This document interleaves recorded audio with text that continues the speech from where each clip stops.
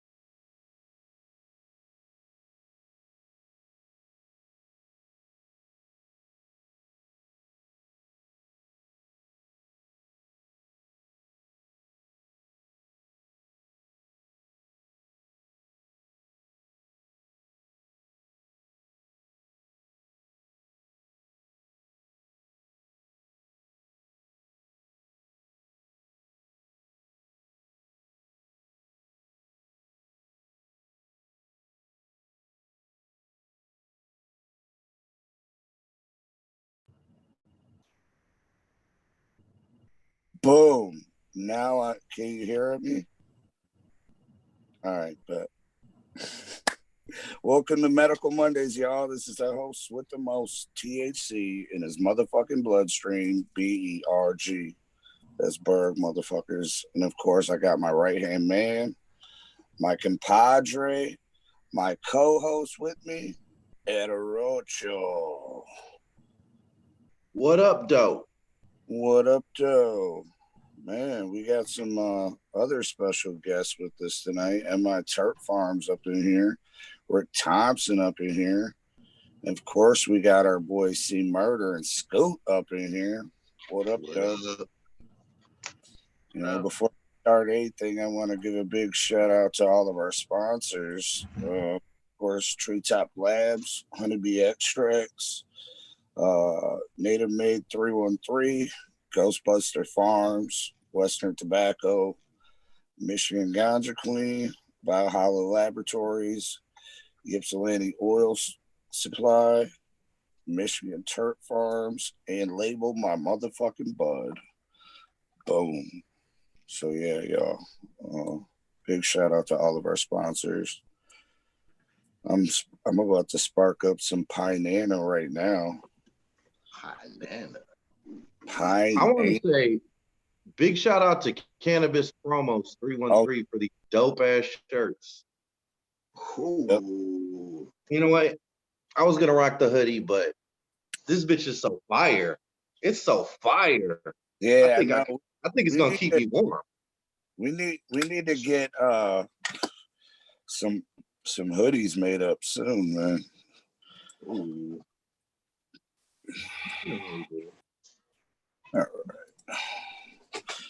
All right. So what's everybody smoking on tonight? Well, I said Pine Nano, so Just got this. I mean, it started yet. Nightmare. Nightmare you're smoking on? I started, man. I smoked this shit on the way to the show. Sharp cheese. Yeah. Nice fat sack of sharp cheese. I got some. I am not. What? I am not responsible for my behavior on the show tonight. Yeah.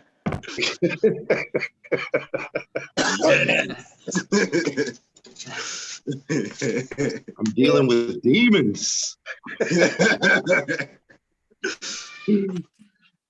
Our special guest tonight, Uncle Stoner, will be joining us in a few minutes. But yeah. You mean Uncle Stoner from BC Buds, the legendary cannabis? Yeah. Breeders from fucking Canada, from BC? Yep. And he's the same guy from the Squash Off too, man. Fuck off. There you go. Yeah. You've heard of the Squash Off, right, Roach? I have. I was there for the first annual squash off. What you talking about? Right, for sure, for sure. What was the squash off? Well, it was like, unlike normal cups where just anybody could come up with some flour, squash it on site, and have it dabbed by some judges there. Or you could just get some stuff squashed, your own personal stuff. So it's a pretty cool event. It's for the patients. I like it. Rosin's super popular nowadays. Rosin's all over the place, man. Mm-hmm. Yeah, I mean, I'm not a big dabber, man, but I recognize when something's good for the community. I support it. Yep. Definitely. And he's gonna be having a squash off whenever the Hash Bash Cup comes. What is it? July 15th? Yeah, they're saying July 15th. But we'll see. I'm hoping. I hope so. I just got an email from them that said the same thing. They said the same thing. I got an email this morning from a man. I got the Mr. Legend, Adam L. Brooks. Oh yeah. The 15th. Just in time for my birthday, man. Yeah, they said that and this is what's cool about the Hash Bash. This is why I fucks with Hash Bash. They're like, they understand that there's been confusion around the event. They've been trying to work with local hotels to keep the event going. And anybody who can't make this makeup date, their ticket will be honored at a future cup. So nobody's taking an L. They're honoring all tickets. They're gonna make it right and put it down for the people whenever we can. So if you can't go this year, you can go next year? Right, if you got tickets already. Okay, that's dope. That's pretty dope. So shout out to Adam, shout out to Big J, and everybody at the Hash Bash Cup making things happen for us. We appreciate the fuck out of y'all. Yes, sir. Yeah, man. I wonder if Jay's still not smoking, man. Yeah, I think that so. boy getting healthy. That boy getting healthy. That's crazy. Inspirational quotes and all kind of shit, man. He's committed to this change. That boy getting healthy. I support you, brother. That's a big change. When I saw Snoop Dogg in 2011, when I was down at Royal Oak Music Theater, it was Jay that was with us. We brought the Kush from Big Daddy's, and Jay was there, Rick Ferris. And I'm telling you, to see him consume the way he consumed that day, and here he's gone to zero. Yeah, for sure. That's a big step. I think he's just using CBD, to be honest. I think. I could be wrong. Well, he's a guy who could use a little more healthy lifestyle. You know what I'm saying? He's carrying a lot of weight in a place where it's bad for men to be carrying weight. And if you're looking for a long lifestyle, Berg, listening to this shit, bud, and look for. Just take a little. Oh shit! There it is. I was waiting to see if he picked up on it. So yeah, big shout out to everybody associated with the Cup and the Dab House and Sesh for a Cause. While we're talking about it, I'm gonna throw Sesh for a Cause in the hat. Prayers up for Ganja Granny, who re-injured her foot. We hope you get better soon. Get some kind of relief, something. I don't know. I'm not a doctor. I just play one on the internet. I hope you get better. Straight up. For sure. I'm not a doctor. I just pretend to be one at the singles bar. Yeah. Big shout out to Nate and May too. I went over by her house today and got some goodies for giveaways. Hey, real good goodies. That good? That good. I'm ready. Right. Shout out to all of our winners from yesterday that won some Mother's Day prizes. Yeah, the Medical Mondays boys did a Mother's Day giveaway yesterday, didn't they? Yep. Good. Yep. Those are good guys, Yeah. So, I fucks with them. The race was way too long, huh? man. Well, bro, we got to keep the audience, man. We can't just, have them come and take what they want and leave. For We got to sure. make it a fair exchange. Yeah. We just want a little bit of your time. We just want that like. About How that. long was that race yesterday? I come to the end of it. Oh shit. Shout out to I'm waiting everybody. for the day you win one. I don't know what we're gonna do. Shout out to Dylon. He's out. He's in the chat. When what? Jake and Trigger Finger. Who else? Claydo Haynes, the building. Plato Haynes. Wow. Yeah. What'd you just roll up, Turf Farms?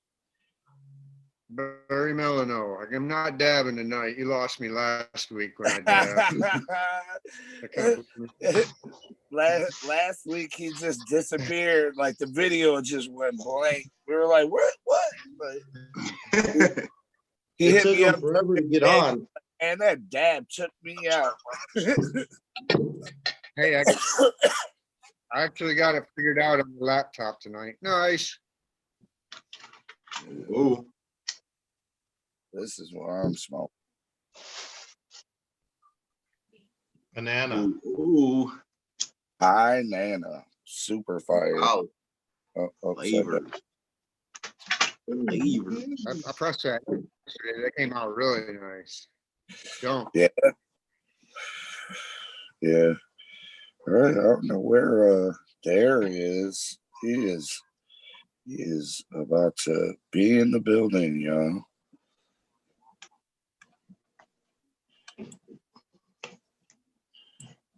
I need a lighter. 5.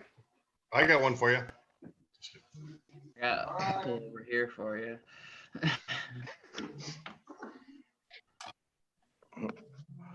Somebody pass me a lighter. All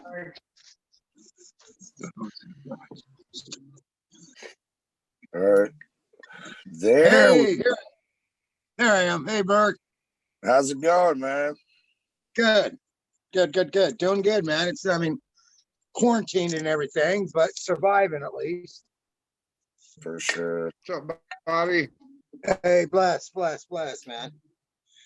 So what are you guys dabbing on? You dabbing on anything there at the house? Anything special or what? I'm probably gonna dab some. I got some live resin from Camp Gift. Ooh. Some dinosaur food. It's actually pretty tasty. There you go. Love the diamonds, Diamonds are a dabber's best friend. You know that. Sure. I got a huge diamond right here from Futurist Extracts. Fucking Nice. pretty big. Jesus Christ. Wow. Damn boulder. I know women that'll put out for a diamond that size. I'm just saying. I Yeah. think I left my diamonds in the other room. But I do got some MI Turp Farms, the banana, some Pinana, some I don't know, some OZ Kush. I did a little suicide. Oh. Yeah, I'm smoking on some Pine Nana right now. Oh, is that from who's that from? MI or no? Yeah, of course. Where, Of course. This shit is fire, man. yeah. I love comes over, when we could come see each other, he'd bring me What's up, like, Bobby? hey, bless. He's in the building.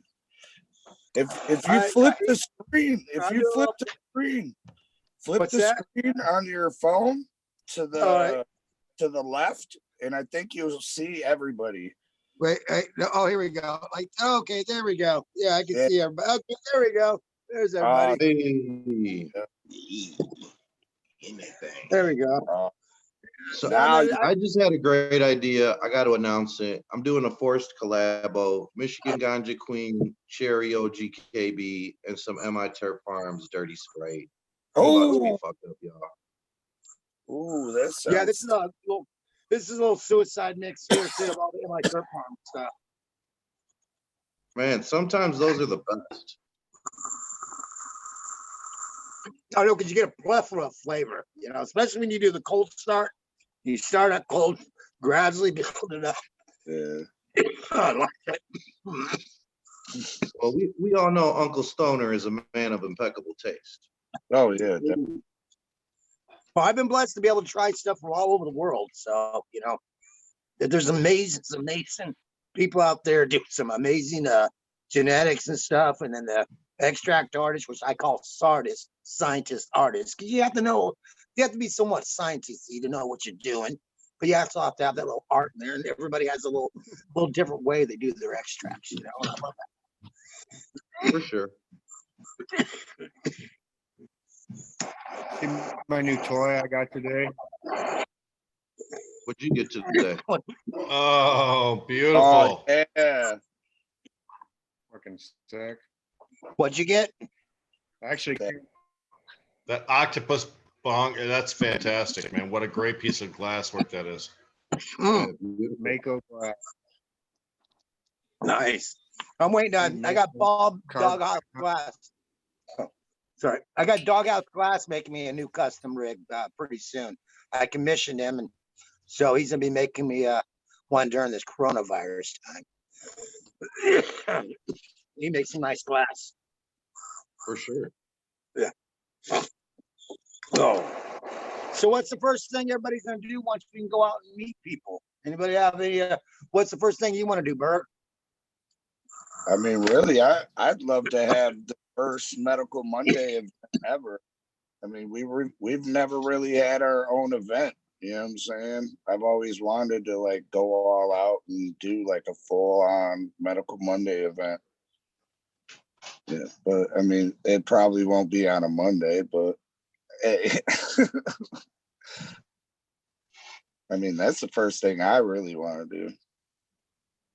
Lit. How about you, Roach?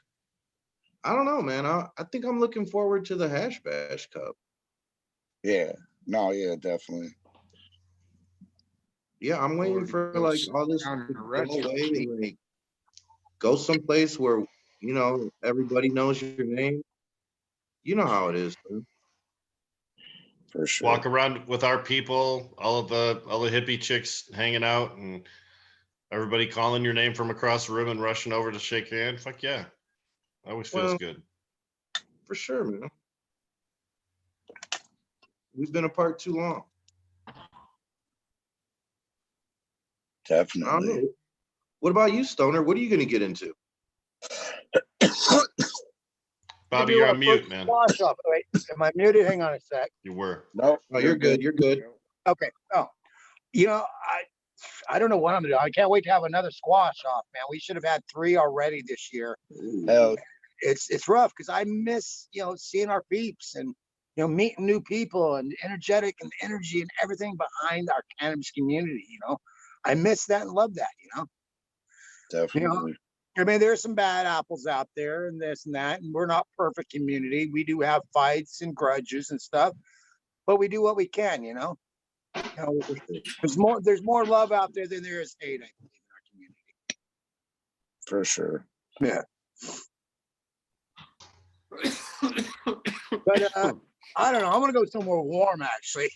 I mean, I'm here in Michigan right now, and I'm not used to it being this cold this late in May. You know, This is bullshit. and normally I do say F it and take off somewhere warm, but we can't do that right now. You know, No, Yeah. we're at. weren't you just in Jamaica not too long ago? Yeah, well, I live there. Me and my wife, we live there for the winter time. That's where we do a lot of seed breeding projects and stuff out there in Jamaica, and some consulting for some of the grows and whatnot there in Jamaica. So we're usually there in the winter time, usually from December to this time was going to be May 4th, but we had to leave early because of the virus and them not having the really the means to deal with it with just the Jamaican people. So extra people over there would inconvenience. So we left like we left early. But yeah, normally we're in Jamaica enjoying life there, 85 to 90 degrees every day. Beautiful, So it's a little different. I'm not used to having to sit there and put 3 or 4 layers of shirts and hoodies on. Oh, Especially in May, especially in May. First time it ever got snowed was at 2001, May 5th. I was in California and I'm like, F this. And then 2 days later, I took off to Jamaica. So and stayed in Jamaica for like a month or so. And kicked it with the Marley family and whatnot. So yeah, I'm not a Did you winner. see Lauryn Hill? What's that? Did you see No, Lauryn Hill? What's that? I'm sorry. Did you see Lauryn Hill when you were with the Marleys? No, it was just back then. This was when was it? 2002. I'm not sure who all was there. I know Ziggy was there and a few others. I'm not sure about who you mentioned. Ziggy. All right, but This is 2000. God, that's when I started my dreadlocks there on the property there. They sat me down as I looked at that doorstep, 3 little birds upon my doorstep, and his cousins came out, put some beeswax in my hair and braided it. And from there, I started my dreadlocks. Everything. I've been for like 12 years. So everybody in Amsterdam, when they met me, I had dreadlocks. That's What? Yeah. Oh yeah. There's old pictures out there. There's if you go on YouTube and type in Uncle Star, there's old video where this TV show following around for like a week during the Cup. It's called High Shot in Switzerland. It was their pilot, but I had dreadlocks and all that. And there's a video clip about maybe a minute long of me back in 2001 or 2 when I had the dreadlocks. Yeah, but I kept them. They were about down to my knees when I cut them off. And I believe 2011 because I got tired of every place I went. I got pulled out of the line, especially pulled out of line, searched, and all that shit because I had dreadlocks. Me being ex-military and PTSD, that shit fuck with me. These guys with guns and being all forceful and strip searching me and shit like that. So I'm like, okay, I'll just cut my dreadlocks off and see what. Nah, that didn't help. It took a few years. Maybe at least 3 or 4 years after I cut the dreadlocks off for them to stop harassing me because they do have their files on everybody. wow. But yeah, Don't step on bubble wrap around them. You got racially profiled. yeah, bubble wrap and cold water. Cold water sets me off because I was on a flight deck November 30th, 1980 aboard the Nimitz, and it caught on fire up there. So we had M61A1 round, 20-minute rounds cooking off, locks, bottles exploding, all kinds of stuff. But one of the things is the HEI around hit the fuel tank and burst the JP5 fuel all over us. So we're going into this flight deck fire with JP5 fuel drenched. So today, sometimes if I get water sprayed on me without me knowing it, I get a little flashbacky, Hell yeah, man. But thank God for cannabis, though. It's helped me out immensely with my PTSD and all my Man. Yeah. Salute to your struggle, and we appreciate your service, man. And thank God for cannabis. Yeah, thank God. Now we just need to get the VA to really recognize it more.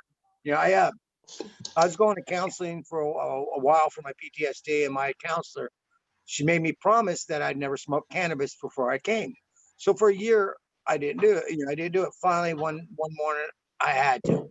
I got high. I go in there. I'm in there for like 10 minutes. She stopped me during the counseling. She said, "Excuse me." She goes, "Wait a minute."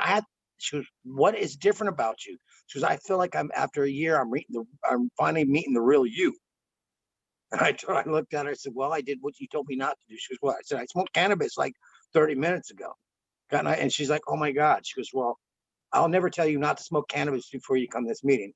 I think it's best for you. I cannot recommend it at this time." But yeah. So yeah, she told me less than 10 minutes in the meeting that she felt like she was real me when I finally got high before I went in. So it does help, and it helps us out immensely as veterans.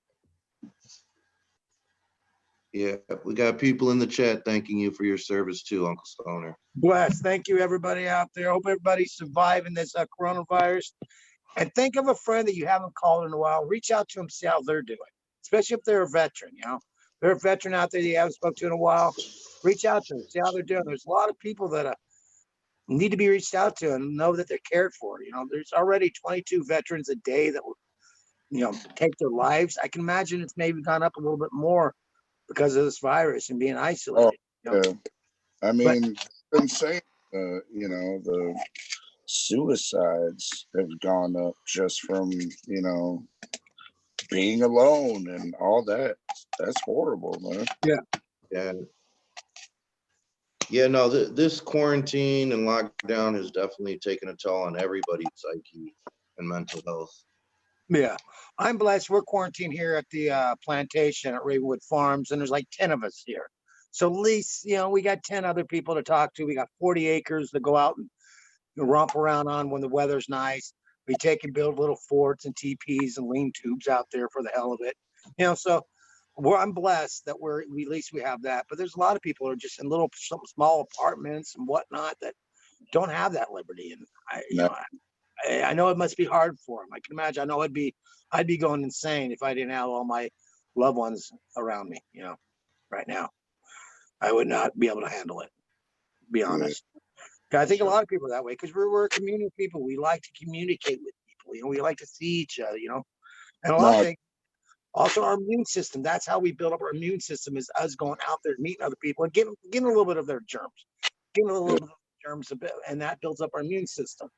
Us being separated like this, it's gonna be rough once we start getting back and stuff. Our immune systems aren't gonna be the same. They have to be the same as they used to be. You know, if we keep on being isolated like this. Disinfectants and everything. Oh God, yeah. As long as you're not orally taking the disinfectants, you know. Right. No drinking bleach. Thank you very much. Right. Yeah. Don't listen to Trump. My sister is a big time Trump supporter, so I just had to get her goat the other day. So I called her up. I said, I just want to check on you, see how you feeling. She goes, I'm feeling all right. I'm like, I said, you sure? And she goes, yeah, why? I said, just want to make sure you didn't take any Lysol or household products inject. She's like, oh, man. Of course, she started yelling at me. Oh, Trump's the best president ever. And so anyway, that's all I'm gonna say on that. You know, I can't believe women would be saying that. This is crazy. Yeah. Well, I saw it. They did a thing where I guess he had a bunch of nurses at the White House because it was Nurse Day, and one of the administrators sit there and said how they didn't have the proper equipment and protection and all that stuff. He crosses his lip. He's like, "Well, everybody else does. I don't know why you don't." You know, like, dude.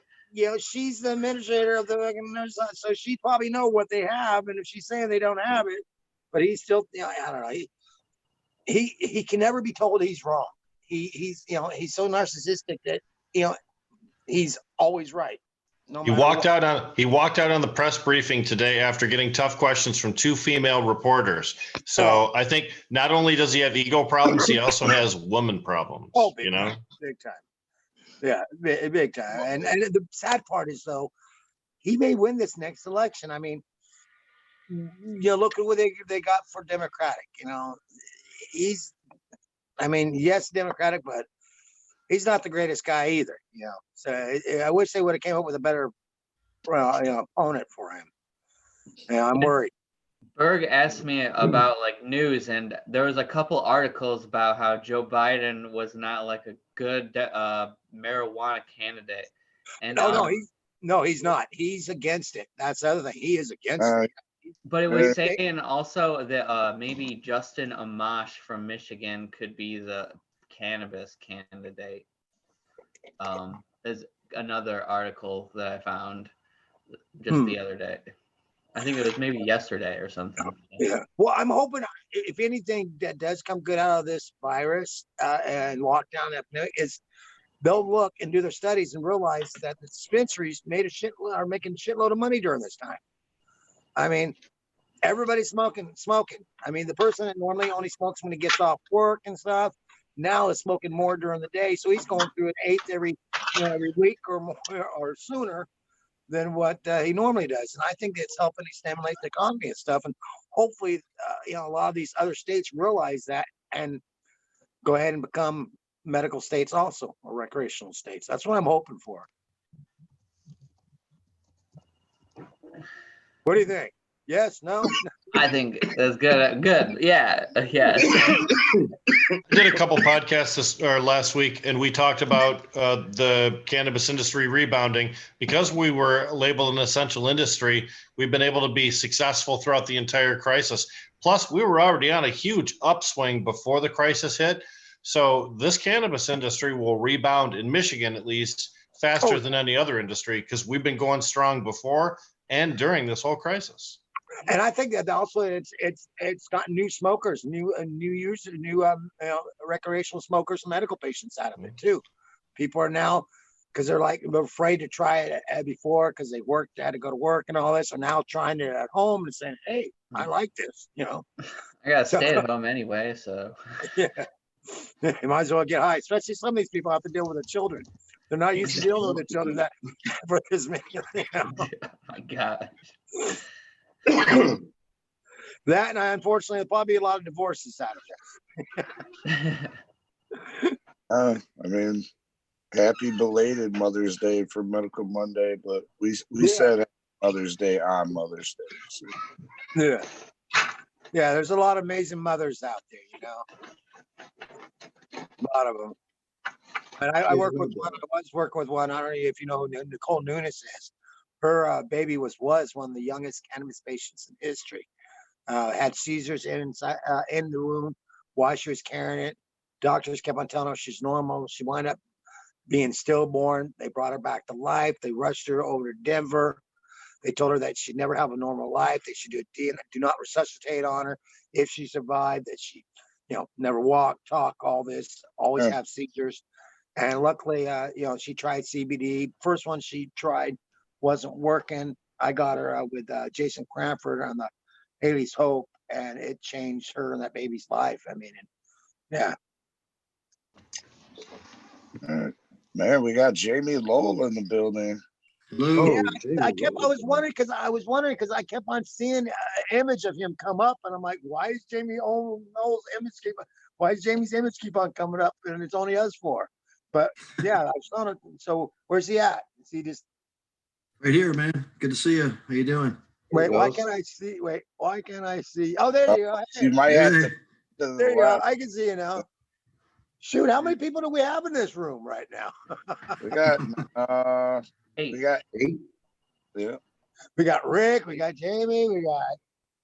There's 8 of us. There's Chris. Now I can see Chris. Murder. Yeah, I got some of your stuff right here, Chris. The one with the marijuana leaf from Nice. Banana. I got a bunch of it. Smoking on tonight, Jamie. I got some Sour OG, some Death Star, and some Sharp Cheddar, which is actually UK cheese. Oh, check. Smoking the sharp cheddar right now myself. It's so good. That's I what haven't tried that yet. That's why. I remember the original cheese from Mito, Big Buddha. That stuff was amazing back in the day. Yeah. Good stuff. Hey, so what do you guys think about like Israel and some other people doing studies with cannabis and the coronavirus? What do you guys think about that? And I think it's smart. Like, bro, they need to do all kinds of medical research on cannabis. There's so much shit that they haven't even unlocked. Yeah. I mean, look, where was it? Italy, where they just like unlocked the one of the other components. It was like THCP and CBDP. Yeah, and you got the THCV, also the THCV that they did now have now. Yeah, I mean, imagine all the other shit that they don't even know about just because they're so hard headed and like don't want it to compete with big pharma. I mean, I think that's a big reason why they don't do research. The problem is it's up to these big companies, unfortunately, now the cannabis companies start giving some of these politicians kickbacks so we can get shit done. Unfortunately, sometimes that's how shit runs. Unfortunately, we need to become bigger than these other companies. We need cannabis. What? Cannabis lobbyists. Yeah. Really, what we need to do is we need to switch research on cannabis away from corporations and into colleges and universities. When those people do research on this stuff, first of all, it's very competitive, so stuff goes fast, it's done properly, and nobody has a profit motive because their motive is science, publishing papers, learning new things, not trying to push a product. That's really where we need to be with cannabis research. And the federal government, as we all know, fucking stopped that shit from going on. And for decades. And we're also subject to these, pseudo studies, as we've discussed many times before, where you get a presentation, a report, or something that looks study-ish, and it's actually kind of a repackaged version of the data to make it seem as though cannabis had a causal relationship to some problem, whereas it was just a correlation. It just might have been present somehow, but it certainly wasn't a direct link to whatever the issue is. And yet we see those presentations all the time. What we've been seeing in some of these studies lately, in my opinion, is kind of this presentation of cannabis as something that definitely works, that's important, but it's got to be really strictly controlled, or else it can get out of hand or cause some problems that way or something. And that's obviously the industry and the big money interests coming in, trying to create a scenario where they control it as much as possible. That's where they talk about lies, when they talk about the evils of home cultivation, the evils of home cultivation. That's big corporations trying to discourage the rest of us from being able to grow at home. Fuck that. The stuff that they're talking about is not real. Home cultivation's been there for hundreds of years. It should get less restrictive, not more restrictive. We have no reason to peel back anything we've achieved, and only to keep on moving. Absolutely right. Move forward. Don't take away existing freedoms and rights. Correct. Yeah, I don't know. I feel like we're in a trick bag with that because I don't feel like legalization was necessarily the best route for cannabis, at least not initially. Decriminalization was working out pretty good. Patient to patient was working out pretty good. All this other shit that the state has made us, the patients and the producers comply with in order to deal with each other is kind of ridiculous. So people were still going to jail, though. Legalization is about stopping people from going to jail. The business part of it, just the frosting. The cake was no more jail. Yeah, I would say our position is better with the MRTMA than without it. I mean, it itself could be better under the circumstances. We did the best we could do with it. Yeah. But I would argue that we are better off as far as rights, individual rights protections for cannabis activity under the MRTMA than we would be without it. All the other penalties are reduced too. I mean, felonies down to misdemeanors to civil infractions. Some not even a crime anymore. Yeah, no, and I hear you saying the business end is just the frosting, but that business end attracts a really seedy element, unfortunately, and all that stereotype that they say about cannabis, Laura and the rest in the MRA has created that black market and kept it alive and thriving. In a lot of ways, it has a couple different ways. Yeah, I would say, the exact thing that we're supposed to be protecting patients from is exactly what we're subjecting them to, and actually funneling them into the doors of these places like Crookies and all of that. It's BS. Well, bullshit. I'm by humbug. Do away with all that bullshit. I just want to smoke cannabis with my friends and family and loved ones, and I don't want to have to pay taxes to Uncle Sam for every joint that I smoke. For every time I heal myself mentally or physically with cannabis. Well, there's some states where it's only the commercial industry that can distribute cannabis to people. People can't grow for themselves or are very limited. At least in Michigan, not only do we have the caregiver system, registered patients, just for being an adult 21 and over, you can grow up 12 plants in your residence now. Not a crime to pass your joint anymore. You can have a bag of weed and no one cares. There's a lot of advantages. And I do know better, but I'm going to play devil's advocate and say, but I thought this was America. Well, there's lots of room for improvement. This is Michigan. Man, there's, I like the tomatoes and to get to a point where it's something more like that. Yes. It should be. I Look, mean, legalization's like a staircase, man. And we're on step 3 of a 10-step staircase. So we're going to have to continue to move forward. Where we're at now was almost unimaginable 3 years ago, 4 years ago, right? Yeah, I totally get what you're saying, but I mean, I hope that's true. I hope that's true. Well, look, We're at how battling we were against those 20 years forces. ago. Man, look how we were 20 years ago. We've come a long, long way from 20 years Yeah. ago. Reefer madness, That's undeniable. being the black sheep, all of us being the black sheep, and yeah. Now we're some of us are the unsung heroes, or the heroes of this industry because of the fights and everything you guys, some of these people on this feed have done and stuff. You know. Oh yeah, no doubt. You don't know how many people drove like 400 miles today to Michigan to buy like an ounce from a dispensary that was like Right. overpriced. And like they still do that. Indiana, Every day. Ohio, they come up all the time. Ohio, West Virginia, Kentucky, like West Virginia. Indiana. And I mean, it's unfortunate. I just want it to be better, really. Yeah, I think we all do, because we all recognize that, first of all, we haven't got expungement. Social equity is a joke. African-American people still being punished at a greater rate than they should be, still being denied opportunities to get business.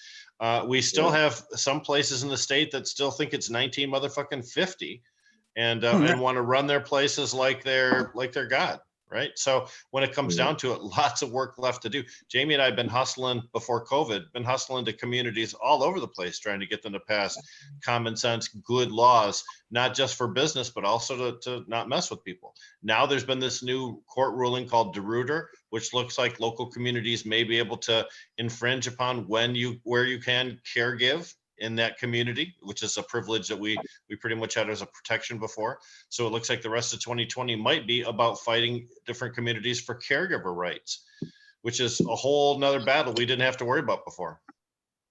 Find out what's reasonable in each scenario, each set of circumstances, and how the locals chose to deal with it. Is it reasonable? Fuck yeah. Lots of work left to do. Potentially 1,700 individual. And every step we take, our states keep on making more and more money off us. Yeah. Yep. Yeah.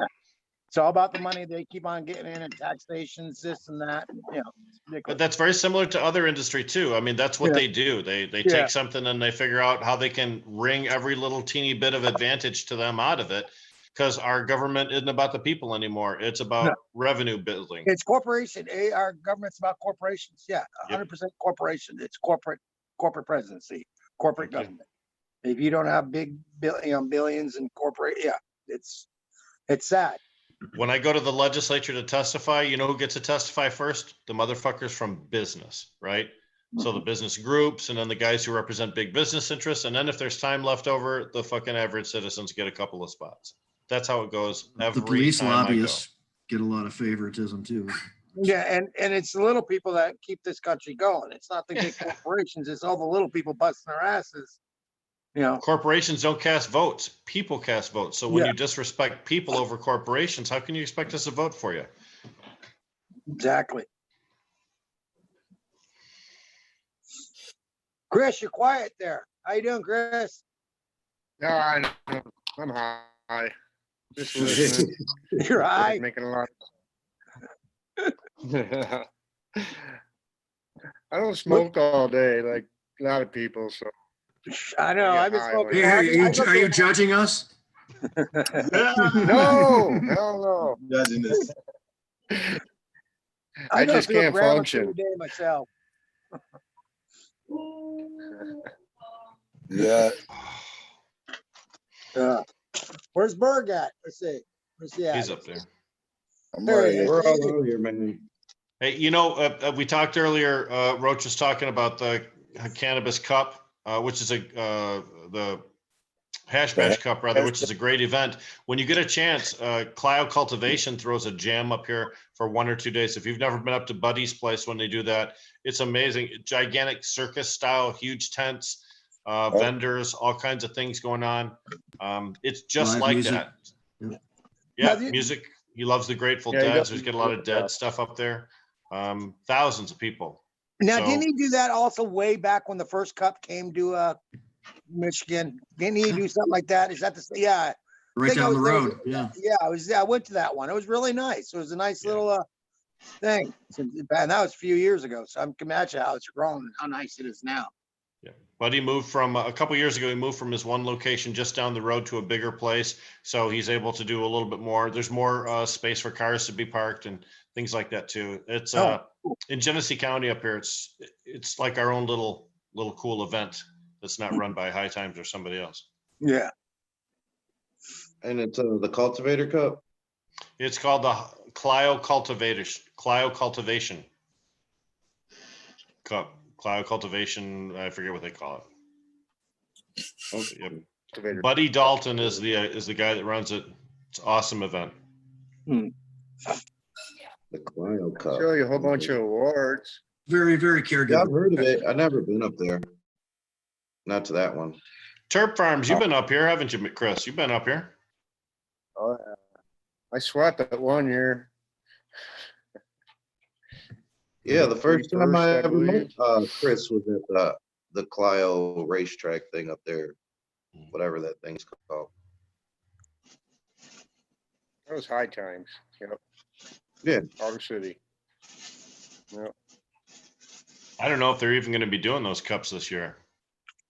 Probably not. I doubt if there's going to be any kind of cannabis events this year at all. I don't think there's going to be a physical hash bash or anything this year either.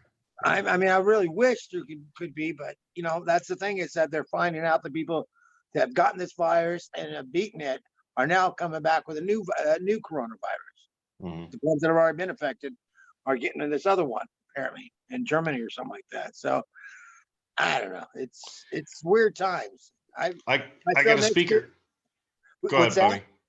Go ahead, Bobby.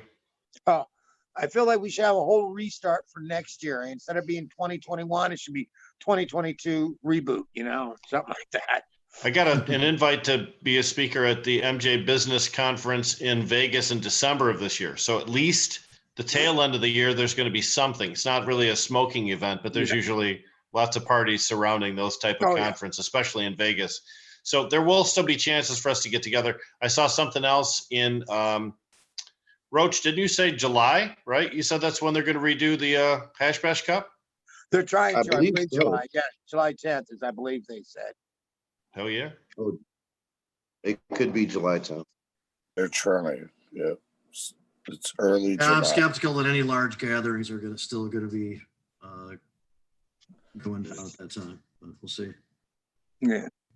I mean, If they do, it's going to be a rush. There's going to be all kinds of events at the end of the year if they allow us. There'll be, you know, multiple ones during the weekend in all different states, probably. everybody that's been trying to do these things and couldn't for COVID and doesn't have any money, they have one last shot at the last quarter of 2020, Bobby. I think you're right that we'll see everything jammed in. You'll see multiple events, even conflicting events in the same city because people are just trying to get one in so they can make a little revenue this year. Yeah, exactly. Because people don't realize the amount of revenue these events make, not just for the people that attend and have the booth set up, but all the hotels, the restaurants, the gas station, all that money it brings into a community, millions of dollars. You know, I remember one time when I was in Seattle, there was a bunch of cops around. It was one of the cops there, and I asked the cop, I said, "So why are you guys here to give us a hard time?" He goes, "No, actually, we're here to help you guys.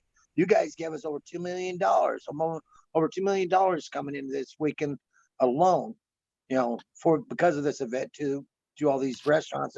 So we were told to make sure you guys have a good time." I was actually surprised for that answer, but yeah, I mean, these events make millions for a lot of these towns and stuff. I'm sure if there are events this year, they're not going to look. It's not going to be a bunch of people huddled together. There's going to be a different look and a new normal associated with it. Yeah, passing the joints going to be a whole different thing nowadays. I don't think people will be passing joints and, you know, hitting off rigs. It's going to be, having your own personal stuff and using your own personal rig, your own, you know, smoking your own joint. Sporting stadiums, they talked about like three empty seats in between each person they put in there. So they're only going to be able to put 25% of the normal capacity in one of those facilities. You know, and they're trying to figure out how to do ticketing when you have to have people sit 6 feet apart. It doesn't take long for that line to get super fucking long. So Yeah, that right there, you can infect them, white people in. It's I think it's in Amsterdam. This one restaurant, vegan restaurant, built these glass huts outside, which can fit up to 3 people in it. And so you can go sit in there. They serve your food through a little glass door, and yeah, and they're actually booked up and stuff. But that might be the new norm. Little glass booths that we have to sit in, or little things with the people that we live. I don't know. It's going to be a lot different. Things are going to be a lot different because of this COVID-19. here's the thing, though. Don't ever underestimate humans' ability to resist change. We don't like change. Oh, yeah. We don't like to do God. things different, man. So when everything's off and all the mandatory requirements are off, I expect almost all of us to go right back to doing life as normal. Yeah, true. Berg, do you like change, man? Is that a big thing in your life? You like to? No, not at all. I mean, it was a big change after 9/11. You know what I'm saying? Oh. Like a huge change. It was. We You were know, from- Have to take your shoes off, your belt off, all that stuff. I'm personally hoping that there isn't going to be that much more change, but I have a feeling shit's going to hit the fan, man. I don't know, man. I always think the worst. Prepare for the worst. I know. I ordered me a crossbow the other day. I figured, hey, might as well have a weapon that's silent and useful. Yeah. I was a manager at Art Van Furniture. I was a store manager and apartment head after 9/11 when they brought the Patriot Act in. Most of the changes that happened with the Patriot Act, we never saw. It's just loss of privacy, just taking our information in ways that we're always protected. And this particular crisis gives them an opportunity to take more of that information away. I try to steer away from conspiracy theories, but I absolutely believe the government knowing every goddamn thing about me is not in my best interest, and it is not in your best interest. And the way that they utilize that information is not trustworthy. And they can't even safeguard the information. Who knows who can steal it from the government? Any 12-year-old kid with a computer can hack the fucking federal database, it seems. Yeah. Well, of course, like this app that we're on. You know that we give up a lot of rights to use this app right here. China owns this app, so they can be gathering all this stuff about us right now. They're like, Rick Thompson, put him on list. Ha ha. Yes. The #1 smoker. Like, I'm not gonna fuck with C Murder. It might be something racist. Murder. The nickname works in your favor yet again, C Murder.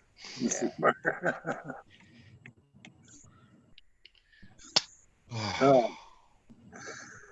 Man. Roach, that's a big ass joint. Holy shit. Backwood.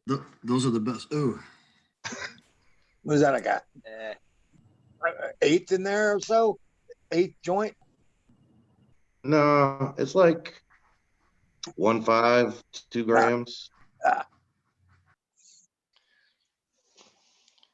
Modest. I'm a modest man. It's not that big. That's a sound drop you want to get right there. Roach saying it's not that big. Not that big. It's not the size of the bucket.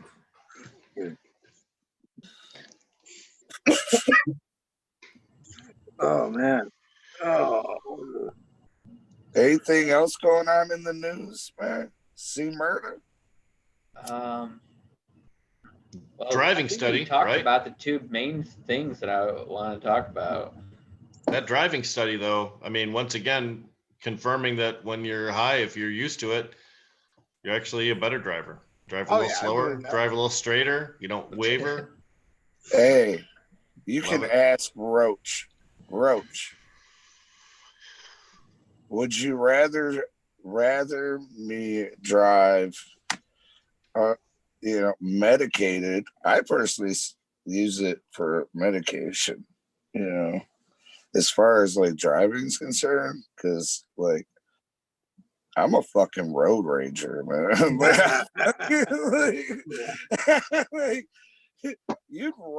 I'm telling you, you'd rather have me fucking smoke before I drive. Yeah, I don't think it really matters, but yeah. Did you guys ever go to the dabbing carts when they had them in Clio? Uh-uh. Oh, No. that was a blast. They'd sit there and let us get all high and get these carts and just race them around the track. Oh, it was a blast. But it shows you right there. Yeah, I don't think you get impaired when you get high and dry. I think you're more cautious. I know I am. I slow down. If not, I'm fast paced and stuff. But if I'm nice and high, I slow down. I'm aware of everything around my surroundings. I'm not road raging. Well, Yeah, we know stuff about cannabis, and then years later, science proves the stuff we already knew years ago, right? And then this driving stuff, it's just another aspect of that. The whole, nonviolent thing. Eventually, science is going to say, "Wow, cannabis really does mellow people out." And we will be like, "Fucking told you, man. Where have you not been listening all these decades?" So when Where the fuck did Jamie go? He's like outside, like chilling in a campfire or some shit now. Oh, there he is. it is a campfire. Holy shit! A campfire going right there. I knew Yeah, it. that's under an overhang. That's not a good deal, bud. Watch I out. was like, wait a minute, where did he go? Instant up north. Yeah, I mean, I haven't been in a lot of car accidents, but every time it was my fault, I was completely fucking sober. Completely fucking sober. Yeah. You don't have as good of attention to driving, if not. Well, I mean, I don't. People with attention deficit issues. ADHD right here. My mind wanders and stuff, and if I'm high, I focus. I can be looking around, but I'm focused on what I'm looking around. Yeah. If not, I'm just like, ooh, all over the place.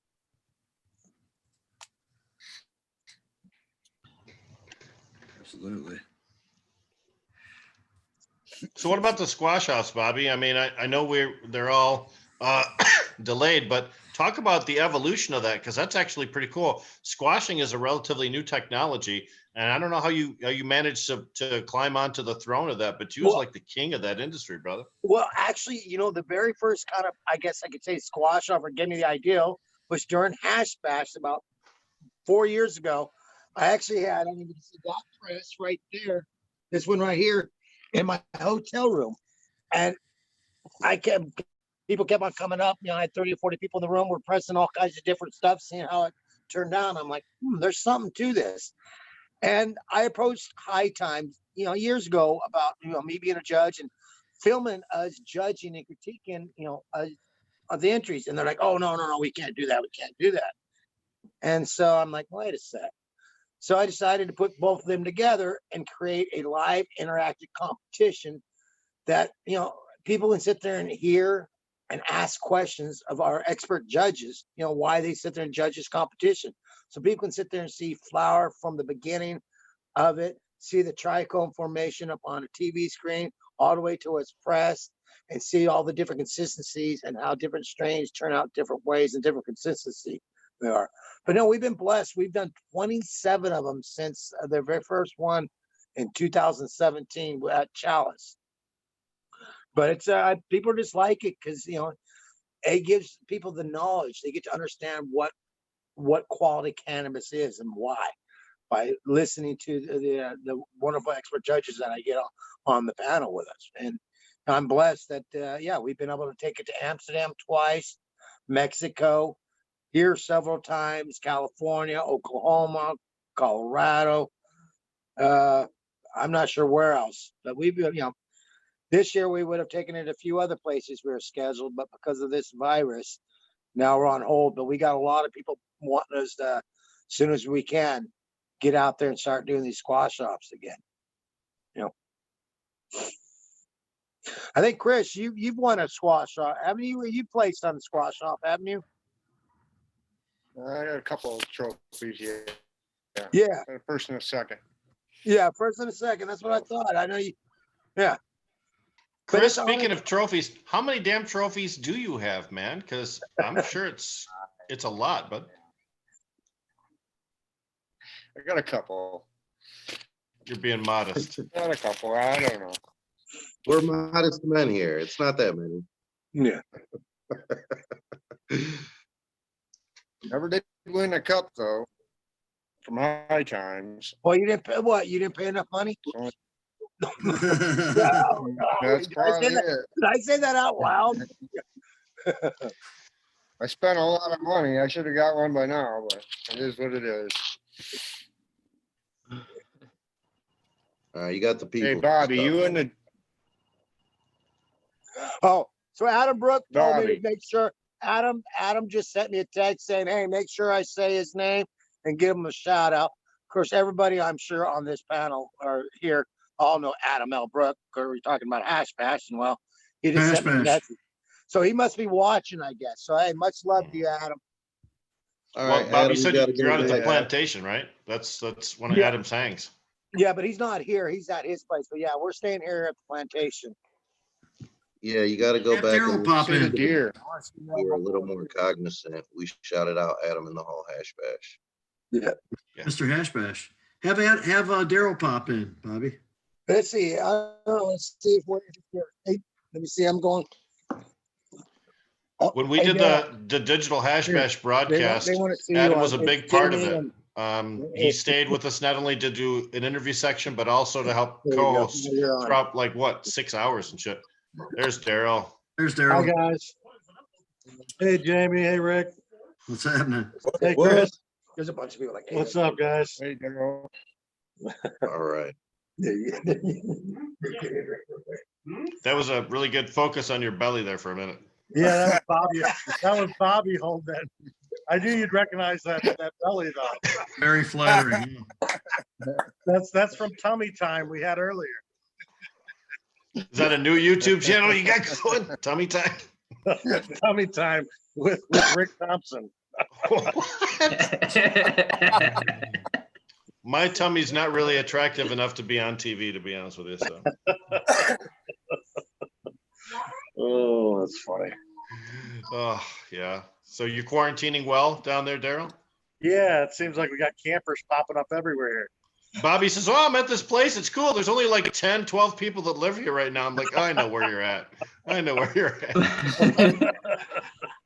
It's no secret, I guess. Careful, that doesn't look like a safe distance there. Yeah, he's 6 feet away. We could still sword fight 6 feet away. Are you holding the phone like this? Is that what you're doing? You're What? There, is that better? I can't see anything. No. There you go. Eddie, It's a bad. hey, where are you at? Oh, Yeah, Bobby's phone sucks. There you go. Yeah, but he says it has to go the other way. That's how we've been doing it all this time. That's funny. Well, hi guys. I gotta run though. Here's Bobby again. All right. I doubt you and running actually happens very often. Yeah, you got a bunch of stuff to go out and do. Especially since we got a fly out here now. Now he just hops on.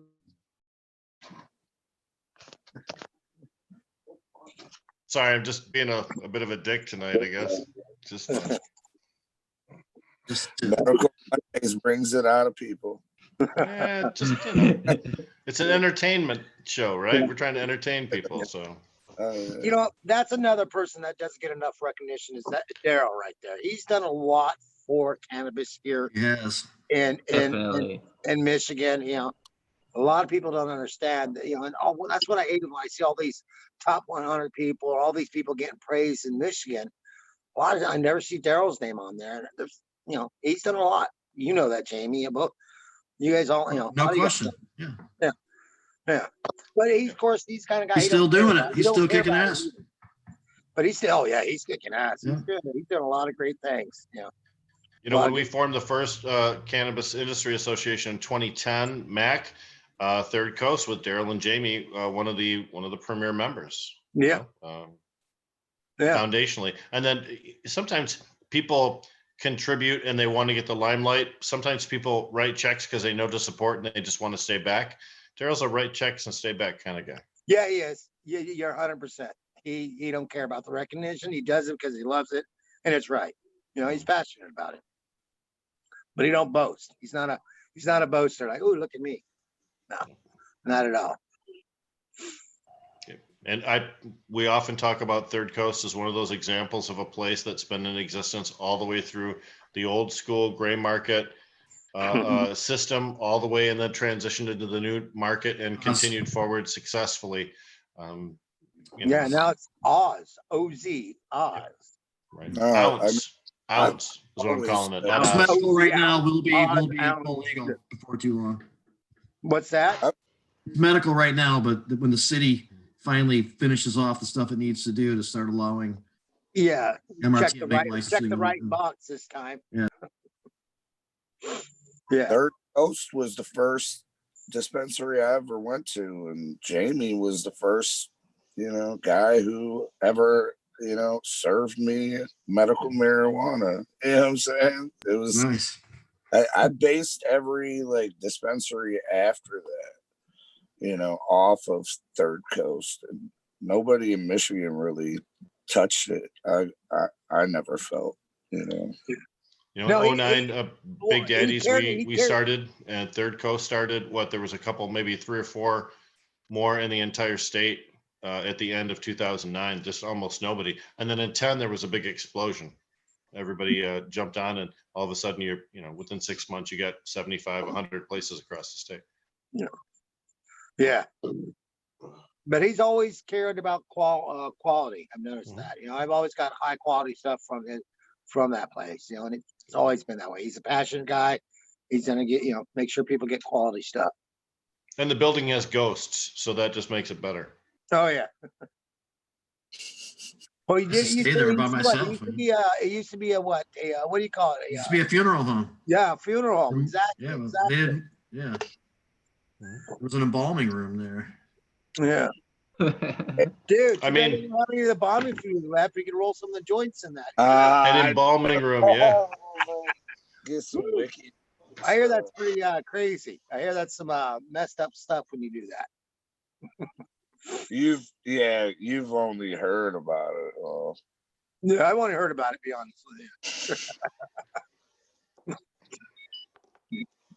But hey, my phone, I didn't realize it's getting close to dying, guys. Oh shit. Oh no. We appreciate you stopping in, man. No, hey, thank you. And it was great being on here with everybody. Much love, respect to everybody out there. Peace out. Love Michigan and everything they're doing here in the cannabis scene. Peace. Peace. Much love. Can't wait till there's another squash off. Yeah, big shout out to Uncle Stoner for stopping by. Internationally famous for sure. I mean, that's super legit. Caribbean, Europe, Sure. Yeah, I was gonna send an invite to DMAC, but he's on vacation in Florida, so I won't bother. Yeah, shout out to DMAC, man. He always finds time, man, but we gotta give him a break on his vacation. Well, he's doing that thing on Friday nights on 760 AM, the Superstation down there. That's big, man. That's 760 WWJ or WJR, I think it is. And he does it Friday nights. Jamie, you've been on there. Does it start at 7 p.m. Fridays? I think so. 7 to 8 or something like that. Very similar. Sean Belegian is on there too. Yeah. Yeah, there's full on 15 minutes of talking about cannabis on that show. That wouldn't have happened just not too long ago. Nope. And when you start talking about breaking down the barriers and changing the attitudes people have, that's a station that's predominantly listened to by stick in the mud old motherfuckers. And when they have to listen to one of their sports idols, DMAC, talk about how cannabis saved his life, that's a game changer for a lot of those He said it's part of the deal. I mean, or he hasn't said in so many words, but he's like, this is a component of what I'm about, what I'm doing. And it's going to be involved in this stuff too. And it is. And having known Darren for several years, I can tell you a couple of years ago, he wasn't mature enough to be able to do this. He had a lot of issues. He was being pulled in a lot of different directions. Now he is much more focused. He is together. Jamie and I were commenting on this the other day. He's such a good partner. This slapstick comedy tour that he's doing is quite a great production. No, The it's man's too got it bad that going on. those things didn't continue on. He had like a bunch lined up. We did the very last So good. one with him before it had to end about mid-March. And we had seen the show a couple of years before. And he is just, Rick's right. He had that thing humming. He had it fine-tuned, and his delivery, stuff that people were interested in hearing about and all that kind of stuff. Plus a couple of really good comedians, of course, but yeah, man, that was really cool. It's too bad those couldn't have continued on. Well, he raises money for charity too. The one we saw, he was actually there up in Tawas raising money for a youth hockey league with his comedy thing. So Yeah. there's a lot of philanthropy, a lot of charities that are not going to get benefited during this coronavirus period because people who would normally be out there, doing good things for them are just simply unable to. We raised something like $2,000, and they're trying to raise money to build a new ice rink. And the lockdown happened like within days of that event. But he was going to come back up in a couple of weeks and deliver the check personally and meet all the kids and everything. And that didn't happen, but he was prepared to do that, which is demonstrates his character a little bit. He'll probably try to do that after the event, even if the check's already been cashed, just to meet the kids. It's just the kind of guy he is. I know he met me when I was a kid in the hospital. So It's true. I mean, he Yeah. probably does a lot of those things still. We'll be able to talk to him about that. We had him on the show. Right. Oh shit. Berg, did you show Jamie that gigantic diamond you got in that jar? Would you please? Because you showed us earlier. It's amazing. Look at this. I'll take it out. Now, I mentioned that because Ryan Baser is launching a new line, which includes some diamonds. Look at that big old I was rock. just about ready to say that. Yeah. So if you don't mind, man, that looks awesome. Tomorrow on Jazz Cabbage Cafe, Ryan Baser is going to kind of guest host with us. And he is launching his line of redemption products. Many people know he went to federal prison for behavior that was allowed under state law. So he was prosecuted federally anyway, even though there was kind of policy not to. And there's a whole big story about the prosecutor, the federal Western District prosecuting attorney. Actually, as we found out in hindsight, thought that doing stuff like that was going to help his chances in his campaign to become attorney general. He's the guy who ran against Dana Nessel for the Democratic nomination. And of course, we all worked against him because he prosecuted our friend Ryan. But he went to prison. He came out, and he's been doing really well. Not bitter. He bettered himself while he was there. He maintained a good attitude throughout it. I guess he just accepted it. But he is about ready to launch a line of really high-end cannabis products, flower, diamonds, other concentrates, and stuff like that. And it's called Redemption. So That's awesome. Yeah. And we're going to get it up at the Botanical Company. There's only a few places that are going to be able to get it. And we're one of them. There's a big company, Gage. Gage gave him, now there are some big companies out there that still have like a fair philosophy. They aren't necessarily interested in artificially grabbing market share or dominating the market through, paying off lobbyists and politicians and stuff like that. These guys are pretty hip, and they have set up a social equity fund that just goes beyond what's mandated by the state and stuff like that. And Ryan was eligible, and he was the recipient of their first distribution of that. And he's put that toward helping to launch his product line. And so we did a series of 5 videos for Redemption. I wrote, directed, and narrated the 5 videos for Ryan.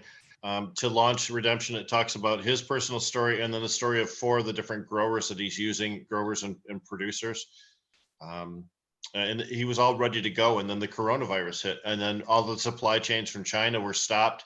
A lot of things that were happening here domestically were stopped. So his launch, his rollout was a victim of the virus situation, just like a lot of other people have been incapacitated or inconvenienced by it. So But if anyone wants to take a look at that, the redemption videos when they're available on YouTube, that's quite a great series of. In fact, I think they're on Facebook already. We'll probably hopefully play at least one or two of them tomorrow during Jazz Cabbage.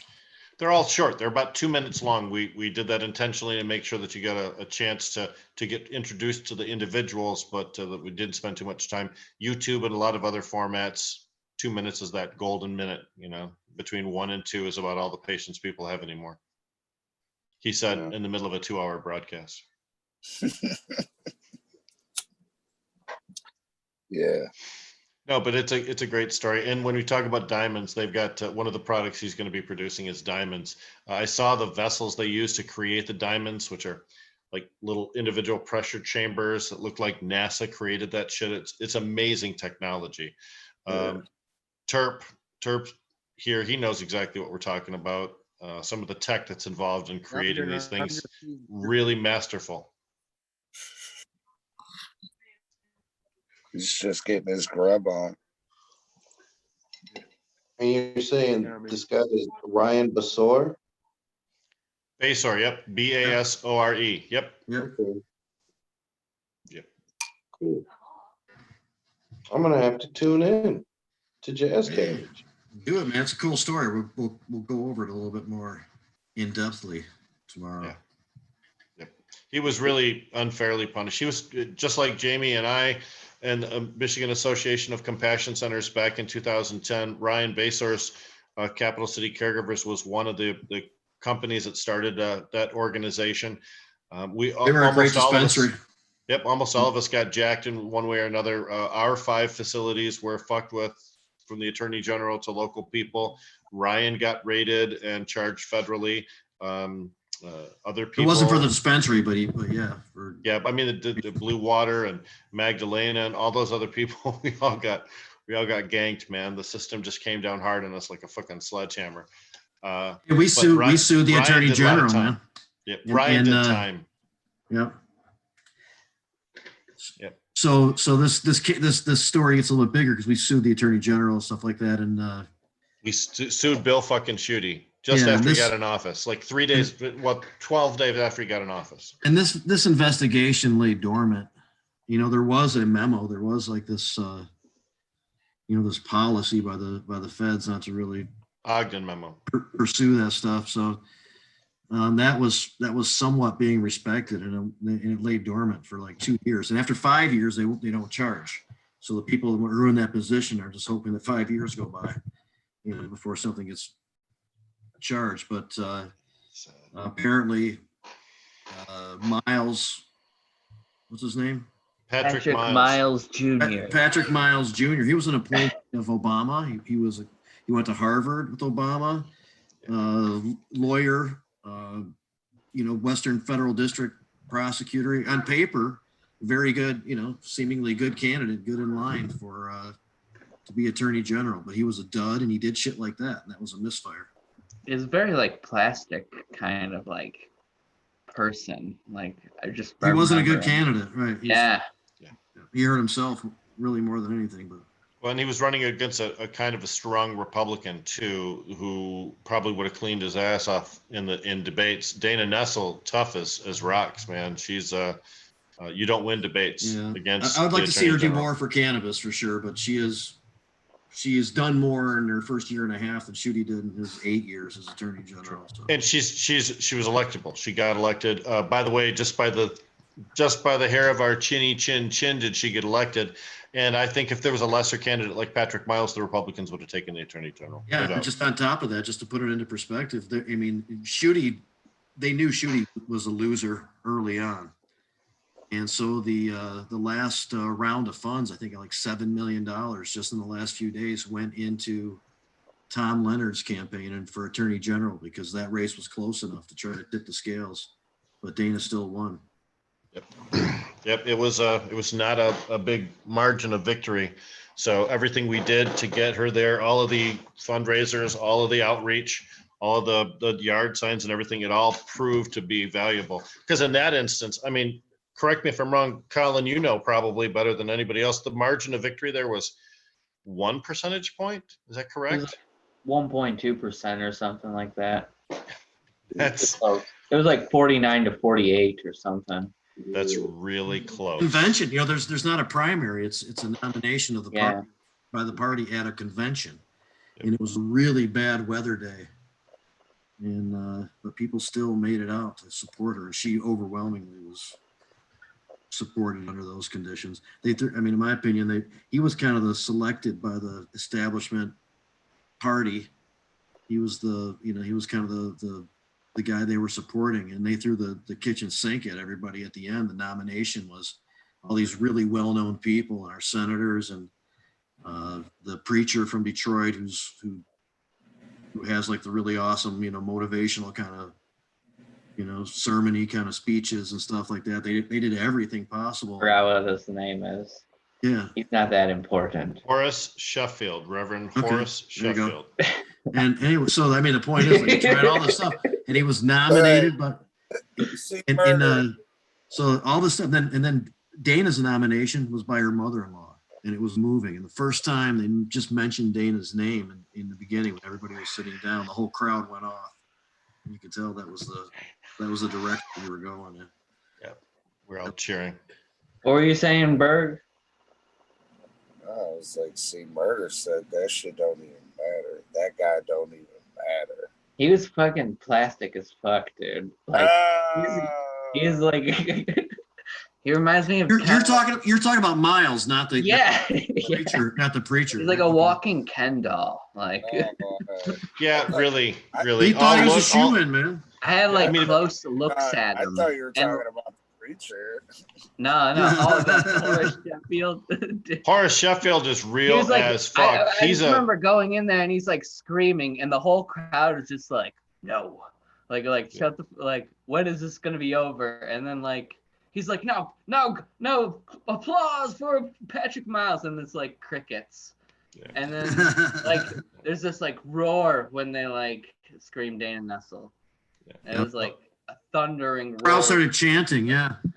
I was Reverend like, Sheffield's a very big figure in Detroit. He's quite powerful. He's motivated a lot of things. He's done a lot of wonderful things during his career. There's a lot of bad things about cannabis too.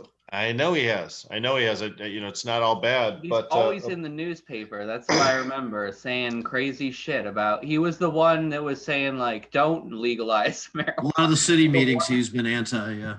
We've had confrontations in Detroit City Council meetings. That's why I remember exactly Horace Sheffield's name and how to properly spell it. Yes.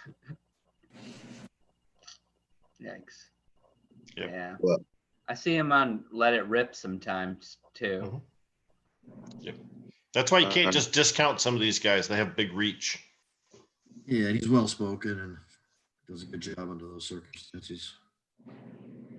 Just doesn't have the right view. There are a lot of really smart men at the Detroit clergy, and for Horace Sheffield to be the top guy in that group really says something, because those are a lot of people who professionally speak. So they're all very polished. They're very good. They know their subject matter. They're fearless when they debate. And Horace is probably the best of them. That's really a compliment when you say that. I'm sure. Well, we got people in the chat saying R.I.P. Josie, a breeder. I don't know. Josie Wales. Josie Wales, Gorilla Glue #4, developer, Yes. famous. Oh, Gorilla Glue #4 passed away, 61 years Yeah. old. Young man. Yeah, rest in peace. R.I.P. Yep. Wow. And that's the thing, man. A lot of people, if you're not a motion picture actor, and if you don't have a hot CD now, people don't realize who you are as a cannabis influencer. But the real people who cultivate and, who've been around for a while, they recognize some of those names. And if we don't continue to show respect for those people who came before us, then our folklore goes away. We pass along an oral tradition in the cannabis industry because traditional media won't publish us and traditional publishing houses won't have our books out. But we can't let that oral tradition die. Got to remember our forefathers, man. Like saying oral.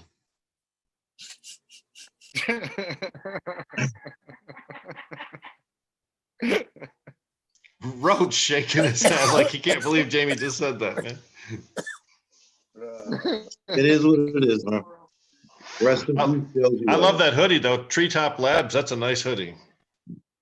Thank you, thank you. Shout out Treetop. And I was on your show at the Russell Industrial when they had product out there Mhm. trying, and I remember that being really, really awesome. I think it was the first time I'd seen like the Dart was back then. Yeah, shout out Treetop. Good stuff. Yeah. Yeah, they've been a long time supporter of the show. They've been putting out fire for a long time, and I'm sure for a little bit more to come. Scoot could probably tell you what's in the works, what's coming down the pipe. Scoot with Treetop. Is he still here? He is. What's up? What's good with Treetop? What's coming out the garden? What's coming out the lab? Yeah, I gotta wait. It's coming. It's All coming. right. All It's right. confidential, but it's coming. It's co-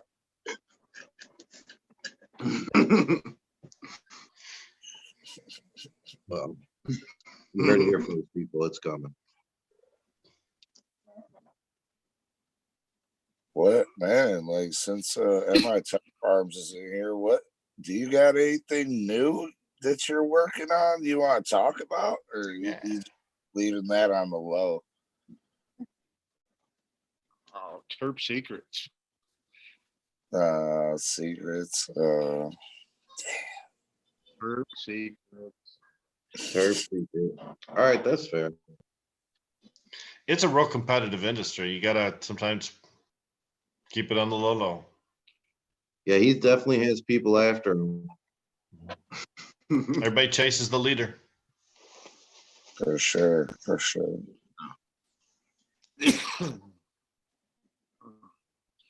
Nice shirt, Scooter. No, yeah, that is. Yeah, Scoot's got a nice shirt too. That's Skittles. It's a life. It's a lifestyle. You know it. Where's it? Know it. Yeah, I'm smoking on some of that midnight right now.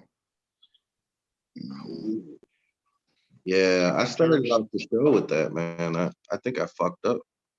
Yeah.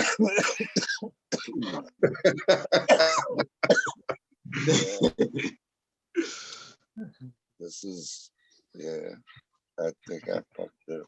Yeah, I might have just No, fucked up doing that. I'll tell you that dirty Sprite cherry joint I rolled fucked me up bad. Yeah. That's the real culprit. That was the second round punch. For sure.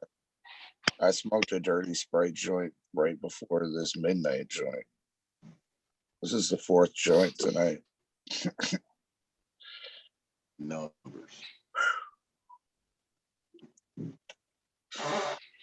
Yeah. Well, you know, and like what sucks the most about this whole lockdown is that like community and coming together is such a integral part of cannabis. That even when it becomes normal, I feel like people are going to be feeling a little bit strange about passing weed around and all of that. It's going to be a long time before things are back to normal. Weird If that they're- like I don't know. I don't know. it's weird that like waking up and doing like nothing all day is like the new normal, and you're like, like what is going on? I mean, anything you do for 30 days becomes a habit. Yeah. So hey, shit changed for me, but whatever. Yeah, Berg's mad essential.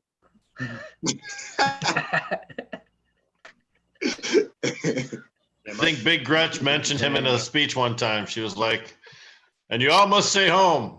Sutberg. Fuck you, Berg. Get your ass out there. That's right.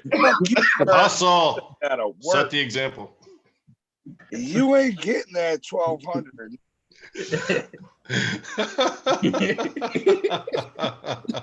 That was Mr. Trump. Yeah. Yeah, Yeah, I've seen those memes. that's funny. That's funny. They're This has doing been a so funny much. show. For sure, for sure. So yeah, I thought, well, his phone died. I can't blame it on him. Bobby yeah. was fun. That was good. But yeah, shout out to Pony Boy. He was on the show last week. And, That Uncle was Stone. lit.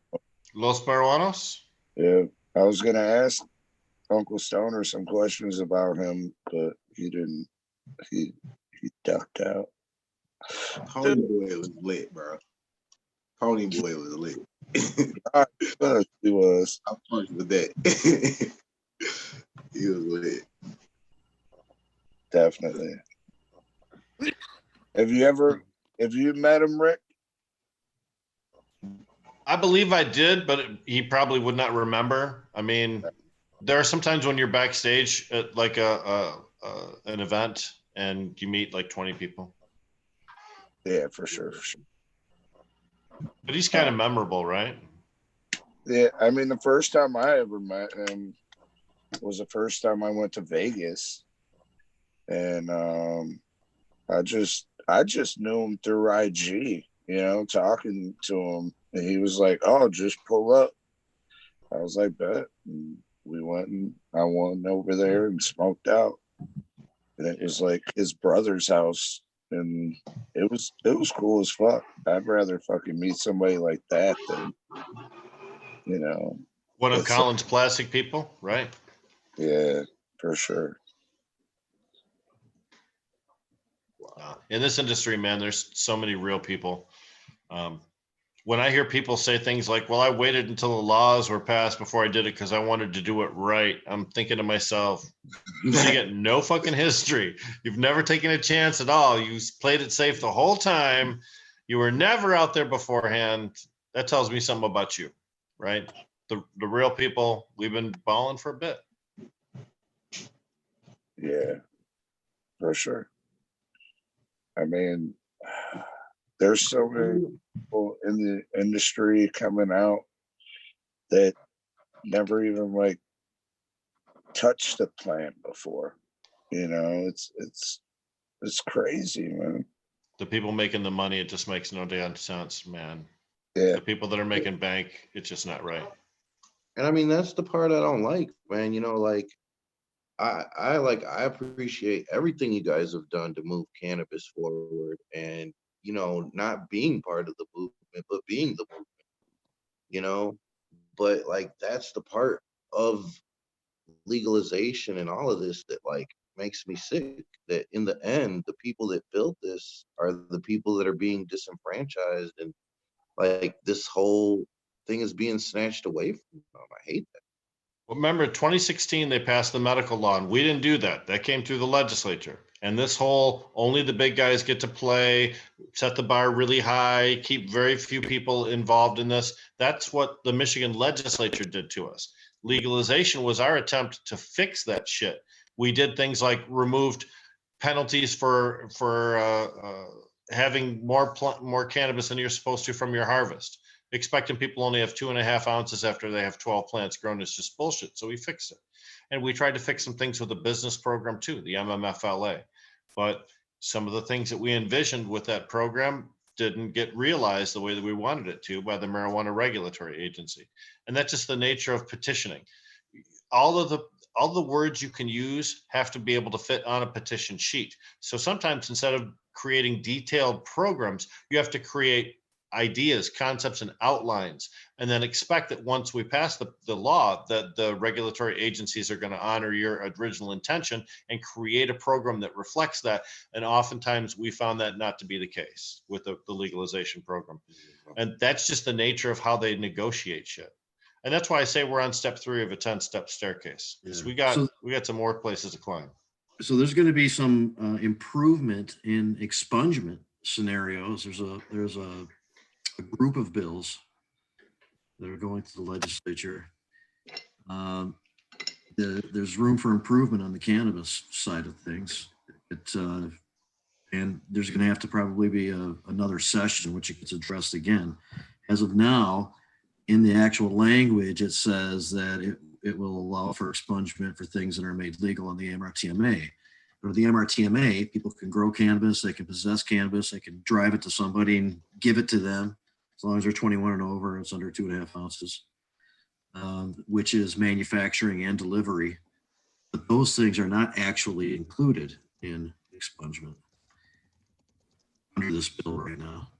Senator Irwin's, working on it. He only has so much leverage with being a minority, party member and on a committee where he doesn't have the majority either. So he'll bring it up probably, and it'd be great if it can get changed. But it's probably going to require improving in a subsequent session.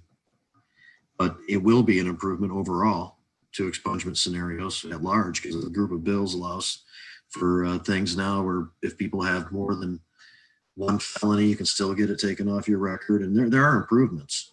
It just needs to go further. But it's just a step. It's just frustrating sometimes, but you kind of take something when it's available. Well, let me ask you and Rick, what do you imagine, or what would you hope for in a perfect world that 10th step would be? Exactly. Free like tomatoes, free like grass, man. No penalties, no restrictions. Well, yeah, people are going to own as products. many oak trees as you can fucking fit on your property. That's the way it should be. Yeah, people are going to make products out of cannabis, and people are going to go to stores and buy them. Yep. Yeah. Also, people are going to grow for themselves and get some from their neighbors who are growing, friends. All right. Well, just promise me you guys aren't going to quit. I've been totally disillusioned, man. Yeah. We're going to keep moving forward. Our ability to affect change isn't necessarily as strong now as it was before, because instead of having thousands of people show up on the steps of the Capitol when we call for a rally, we get hundreds. So there's just not as many people that feel threatened. So not as many people want to show up to help us with cannabis law reform. So it makes our job difficult. It's not much. Maybe we need to show up with some fucking guns. Or big dildos. Big dildo with a shoulder strap across. Yeah. I'm coming to fuck my way to some justice. Look, if Jamie does that, I'm definitely bringing a gun. We're going to need to be defended. Get a chastity belt. It's going to be under attack. My mind goes to dark places. Wow. Yeah. For sure. Yeah, but it's a harder road. The thing is with industry too. Now there's so many people with big dollars, millions and millions of dollars at stake with every decision legislature makes. So there are lobbying organizations who don't necessarily have our best interests at heart. They have business's best interests at heart, and it might be difficult for us to overrule some of the influence that they wield with legislators. Well, that's what I was going to say, is that the business stuff is largely out of our control to some degree. But what we can really do is protect the individual rights that we've created so far and not allow those to be peeled back. I think that's where our fight ultimately is. 12 plants per house. I'd like to see caregivers even have more, participation formally. We talked about this recently too, but that's not likely to happen. In fact, the termination time is end of September 30th. October 1st, September 30th, something like that. Yeah. So that's when, and right now it's just flower that can be contributed to the commercial system by caregivers, and then that ends. So. Yep. And of course, it's ridiculous to say, hey, caregivers, thanks very much for producing millions and millions of pounds of flour. Now stop. Right? Just because we want you to, just stop. Just don't do it anymore, and don't flood the black market with any of this cannabis that we paid you to grow for a long time. Stupid. And then at some point, the argument's going to be made that we don't really need this caregiver system anymore. This commercial system has been working really well. The stores are available for people. They don't need to have somebody just grow it for them, not tested, blah, blah, blah. So, that time is coming. We need the right composition of lawmakers to stop that themselves. And, we need to be part of the conversation. There's still work to do. Yep. Nobody gets to quit. But the business thing's going to get out of control. The big fish are going to keep on eating up the little fish on down the line. The micro stuff hopefully sticks around. So there's the mom and pop niche Yep. in there. Remember, it used to be that there was only just mom and pop restaurants, and then chain restaurants came in, and now there are very few mom and pop restaurants. And we're probably likely to see that model duplicated over time in a lot of states that have cannabis commerce. Hopefully things open up though too, because then the whole the micro thing becomes more substantial, more desired. You pay a little bit more, but it's more craft cannabis, smaller batch grown. And cannabis is a different commodity than anything else too. It really is. I mean, I don't know anybody that goes to the tomato section of their grocery store and bitches because there's only 3 kinds of tomatoes. We do that. If I went to a dispensary and there were only 3 kinds of cannabis, I'm going to give somebody a piece of my mind. So with the cannabis consumer, we have greater needs, greater expectations for our retail places. I think that means that there's a lot more people that'll keep jobs in the cannabis industry. A lot more specialty areas that are going to need to be satisfied, and hopefully that'll keep a lot of our brothers and sisters paying the bills and keep their kids in school. Hopefully, because there's definitely a future there. Well, they keep issuing more licenses every single day, and every license that opens up is 10 to 12. Jamie, you're in the botanical company in East Tawas. What's your employee count up there? If you weren't accounting for COVID, if you were running at full bore, what would you have? I want to say something like 10, and I believe that for the summer coming up under normal amount of hours and the expectation, it's kind of a seasonal place. So summer, the population more than doubles because people have like vacation homes up there or go spend time up there for a while, right on Lake Huron. That type of stuff. So we anticipated, bringing on more people. 2 or 3 delivery cars too, right? And then adding on gracious. adding on that as a more of a major component. But right now, everything got funneled into essentially curbside type stuff. Yeah. And there was just a meeting with Andrew Brisboe from the Marijuana Regulatory Agency and a bunch of lawyers from the marijuana legal section of the bar. And he was asked, what do you think about the ability to keep curbside as a regular way of servicing people? And that's being discussed. So there's no decision on it yet, but it works really well. And some people feel more comfortable like that, and it's efficient. So when you talk about a vacation place like Tawas, right? The difference between do I go to Oscoda or do I go to Tawas is oftentimes going to be which place has cannabis available, right? If literally I drive 20 miles down the road, stay in a whole different city if I know there's cannabis available right there for me when I want.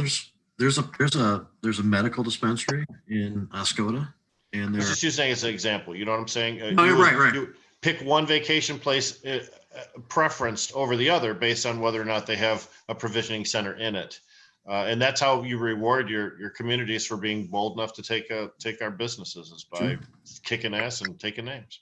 Yeah, there's 2 places. There's a High Level Health down the street from us. It's a high standard place. Another family that's been involved in this whole scene in Michigan for many years and has been through a lot of shit with the law and that type of stuff, and they're doing it, which I'm happy for. They're friends, and we're both in the same town up there. It's been working out. So my point was, though, really, that we're looking at 10 to 15 on a normal basis employees from your facility, and we got a couple hundred provisioning centers and all these cultivation centers. There's a lot of folks out there making money with their hands on cannabis or in the cannabis industry. The guys doing secure transport, the lab techs, and then all of the ancillary industries too. I'm an ancillary industry with the MICBD, my cannabis conferences, certifications. There's just, I don't know that we've had an actual real study of exactly how many people are put to work in the cannabis industry in Michigan nowadays, or at least in associated industries, because I'm betting it's a staggering number. There's stuff we haven't thought of yet that's going to be a part of this whole emerging industry. I'm sure there's a lot of room for growth and ingenuity. But as we're discussing here tonight, there's also a lot of room for improvement and to try to keep inclusion and individual rights alive. Yeah. it's wrong to talk about the number of jobs total without talking about who gets what jobs. And if African Americans are screened out of executive or ownership positions, then the number of jobs may be significant, but it's not really the important thing. The important thing is the glass ceiling that still exists in this industry, like it existed before regulation existed, and like it exists in many, many other industries. It's something that we have to work on as a culture. And Michigan could be a fucking leader. I mean, that's why Detroit upsets me so much, that they're just not taking a bigger lead on this. They could set the example for a social equity program that's inclusive, that other places that are talking about doing social equity, they don't have any really good examples. I was just on I was just on a conference call from Benzinga last week with Al Harrington, former NBA star, who flat out said Los Angeles and San Francisco's social equity program sucks. Do not copy them. That's sad to hear, that the places that have been trying to do this for the longest time have just fumbled it so badly. Detroit could exceed in that, man, and they're missing it. Sad. I think Detroit, like those other places, for one reason or another, don't want to empower the people in those cities. What's those individuals like to use their power more for themselves than for the constituency? It appears anyway. Just can't figure it. I cannot in my mind figure why you would want to keep your own people down. This is a unique opportunity. This is an emerging new industry that's obviously going to work, to take advantage of it and get on formally as a part of it in that way now just makes sense. It's, but we haven't seen a whole lot of sense come out of governmental, even on local level sometimes. What would you look at Detroit? There's a real issue with gas stations and with liquor stores and things being owned by people that don't necessarily live in the city of Detroit. And the city of Detroit could put regulations on who they give licenses to. They could require ownership percentages. There's lots of ways they could ensure that those businesses serving Detroiters are actually owned by Detroiters who have a connection to the community, and they never have in the past. So maybe it's just pie in the sky for me to think that they would want to do the same thing in this industry too. But man, God, well, it just seems kind of obvious, like we're talking about. This is an emerging industry. There's the opportunity is rare. And it would work for sure. There's no question about it. But the Annie Summer, it's when the locals decide to do something with it that's really substantive. With the social equity side of things really means something. I mean, the state's got some stuff going on. Obviously, you get breaks on the licensing fees and that type of stuff to get into it. But the locals need to be a part of that and extend that, those powers and really make sure that, it happens. And in Ypsilanti, they're trying to, we talked about it earlier with Daryl and Oz and that stuff. They're trying to move forward with the MRTMA and the social, and Annie Somerville, who we've had on, was on Digital Hash Bash on Chance Cabbage a couple times, is a Ypsilanti council representative, council member. And she worked hard with some others to get more things included in the local policy. So that's what has to happen in order to really make something meaningful work. Somebody has to actually do it. Detroit's the perfect fit for it. It's going to be frustrating to watch that process unfold. People try to secure the market for certain people, as we've seen so many times.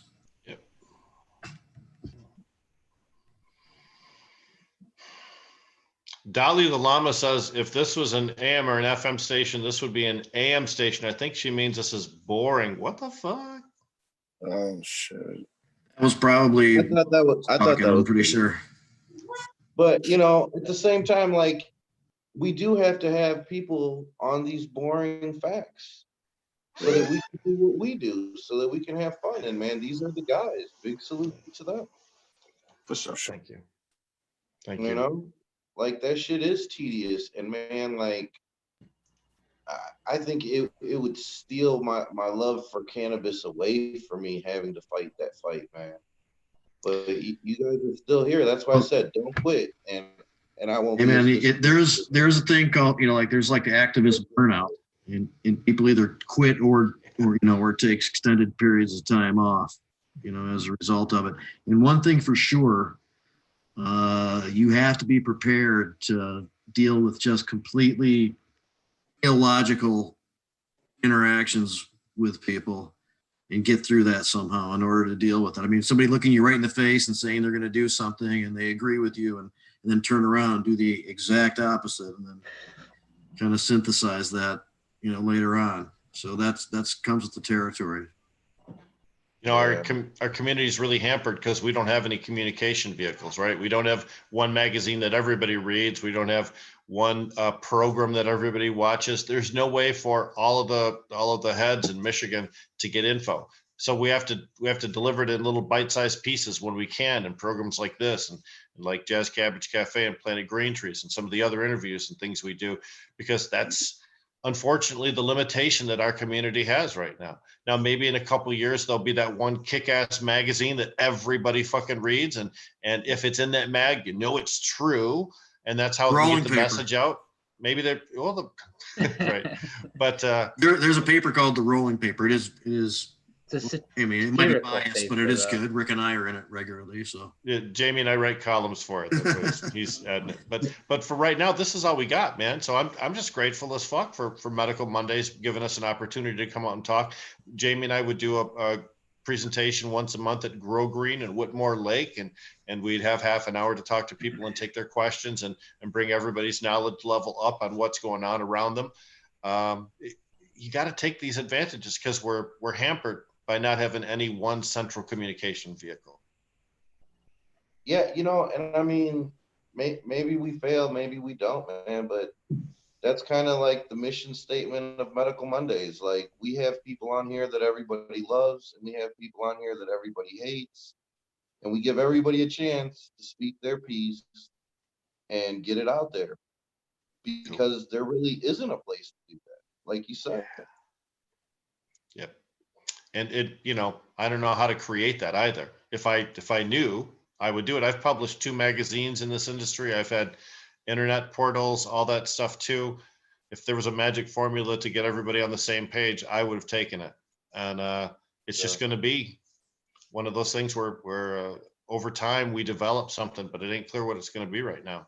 So these podcasts, I mean, one of the positives about the coronavirus is that we've seen a lot more people turn to podcasting on a broadcast level, but also on a consumer level too. People are digging the podcasts because it's the only social they get in our community. So maybe that's better. Maybe that helps us long term. And I think you're right there. I think, the more that like the people that do the podcast interact with each other so that their audiences can interact and get to know each other, right, is also like the way to do it. Like, if I hear about somebody doing a new project or whatever, I check it out. I don't see it as a threat or, copycat or whatever you want to call it. It's just like a new branch of the tree that we're on. Well, I mean, I don't know of anybody that if you said, hey, I know you got a podcast, why don't you come on my podcast and talk about your podcast? I don't know that many people that say no, right? I mean, we're kind of community in that regard. Yeah, for sure. That doesn't happen in broadcast radio. You can't ask someone from WWJ to come on WJR. They're big competitors and they won't have anybody on shit like that. So when you get away from that money motive and get into the people motive, like we're talking about right here, like all of us have, then it's easier to share. For sure. Definitely. Yeah, with that being said, make sure you tune into Jazz Cabbage tomorrow. Right, guys? Well, yeah. 4 to 6. Right. I just want to point out that Berg just said dabfinitely, not definitely, dabfinitely. So yeah, Berg, got it on the mind. The new word. It'll be wordsmith. The word of 2020. I think that's what it was. It was like, oh, I gotta do a dab. Dabfinitely. Yeah, that's what it meant. Mm-hmm. Yeah, 4 to 6 tomorrow on Facebook. You'll be able to catch our broadcast on the Jazz Cabbage Cafe Facebook page.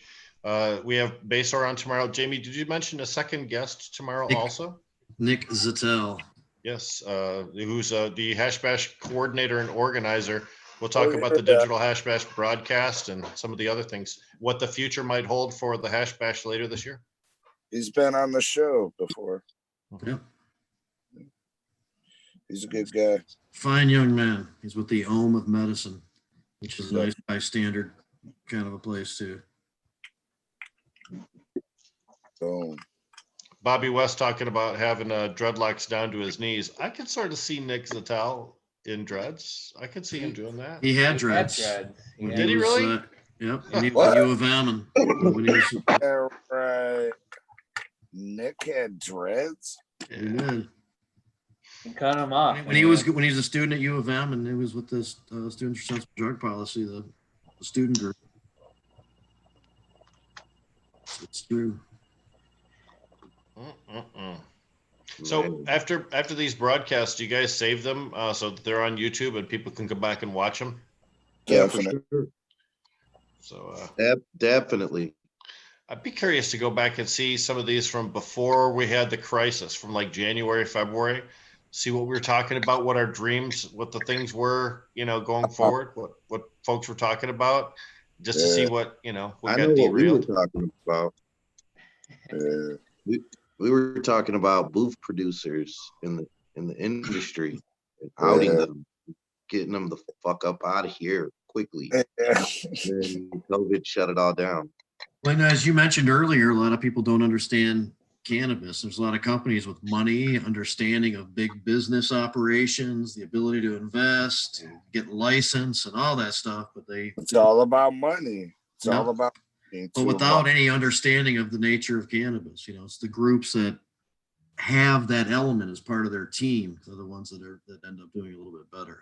Yeah, so I've noticed in this industry so far, and I've also noticed as I think a lot of people know that maybe things have sublimated a little bit, but the people from Green Peak at one point made some determinations and some moves, and it appeared that they didn't really take into consideration the reality of what was going on with the centering around cannabis when they were making their decisions, and it probably hurt them.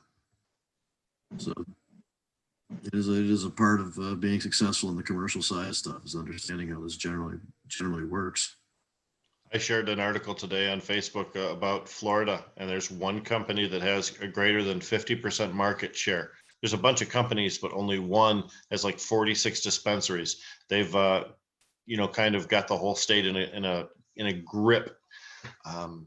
That's what a lot of people came to Michigan thinking that they could do. We were successfully able to stop one or two people from dominating the market. The Wild Bills people with Oasis, they were denied several times. They had plans on putting 30 to 40 places out there.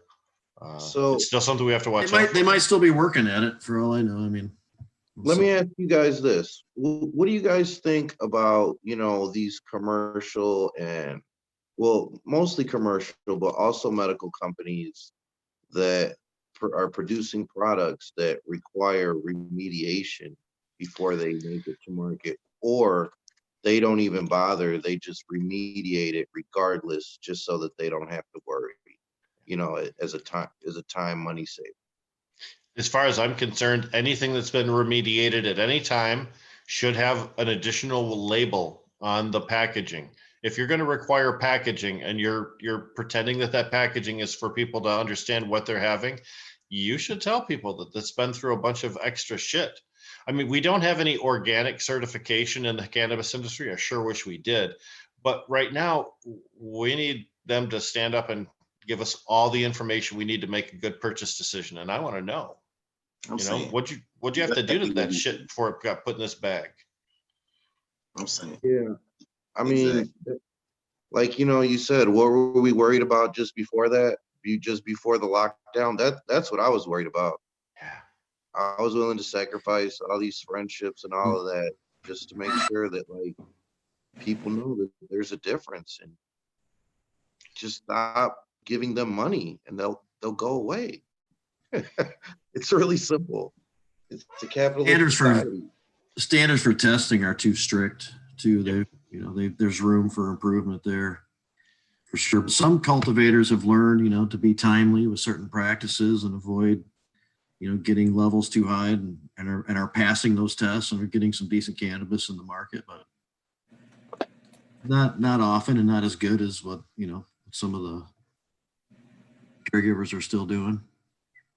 Yeah, I think remediation was an administrative step that they took to stop people from going bankrupt because their crops would fail over and over and over.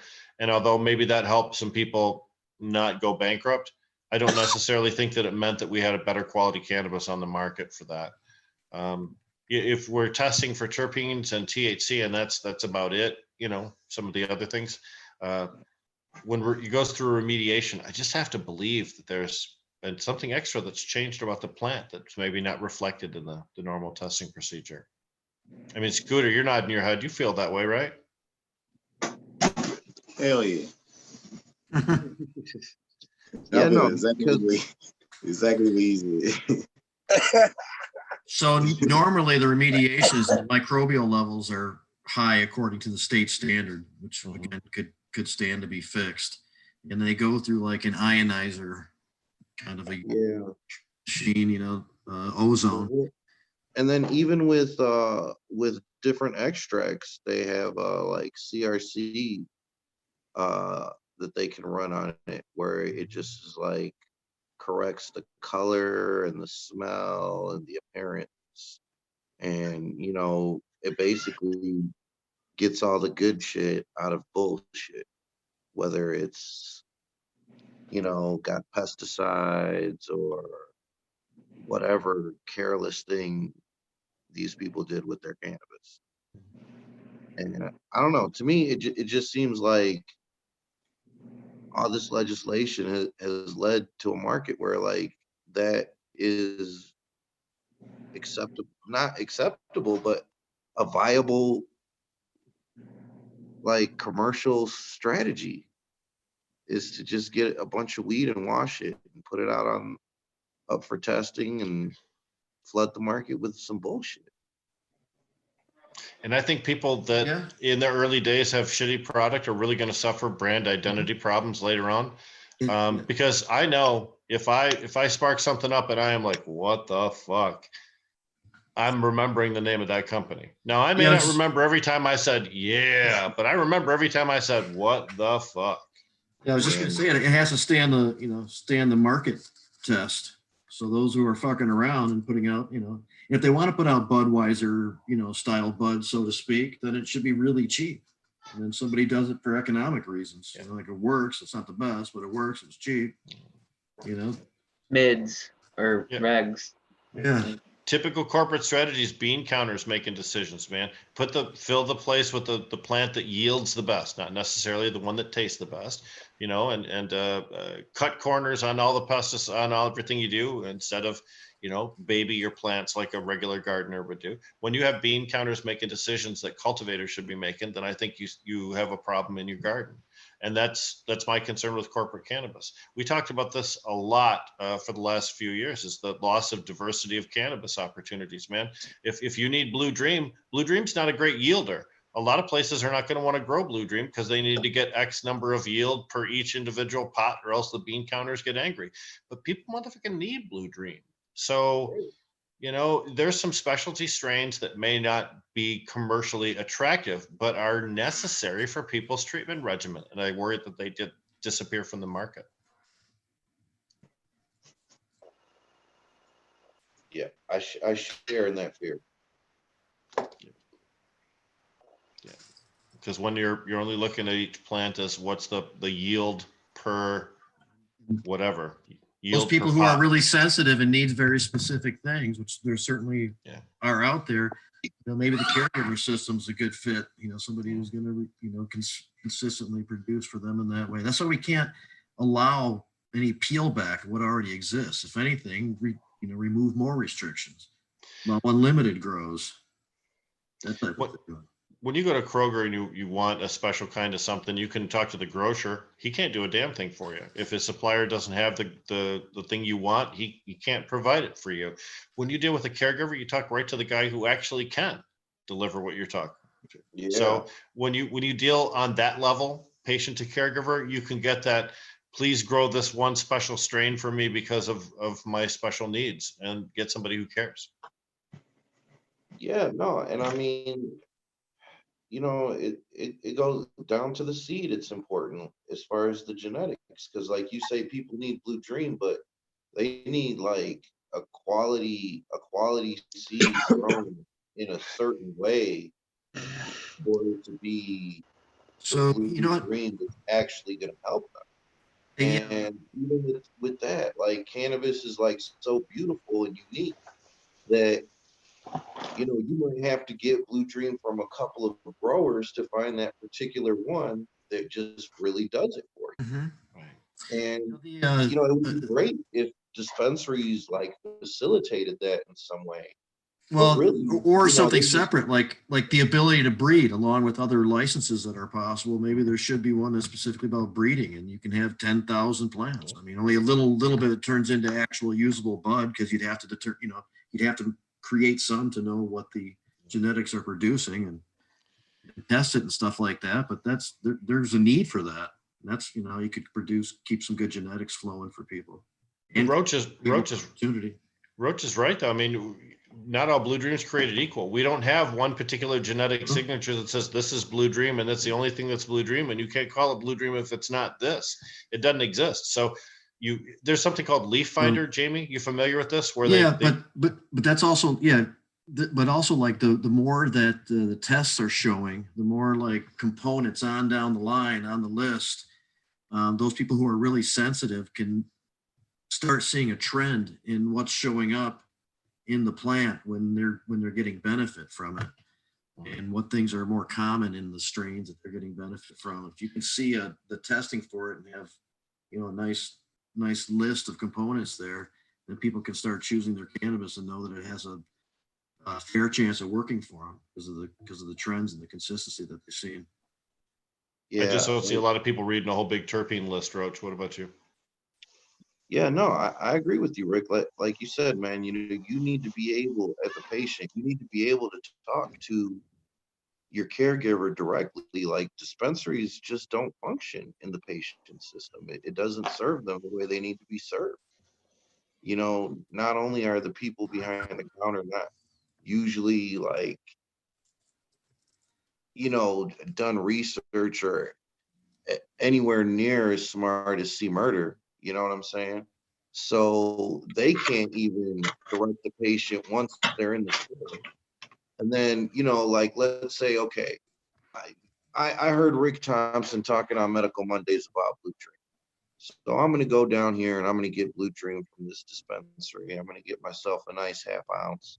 You know, I'm a modest smoker. So, you know, that lasted me, you know, 2-3 weeks. I go back to the dispensary. Now they've run out of that Blue Dream and they've got Blue Dream from a different grower, and it goes into the same jar and with the same label. And I go in there as a patient and I get it, and then like, you know, I'm having a bad experience.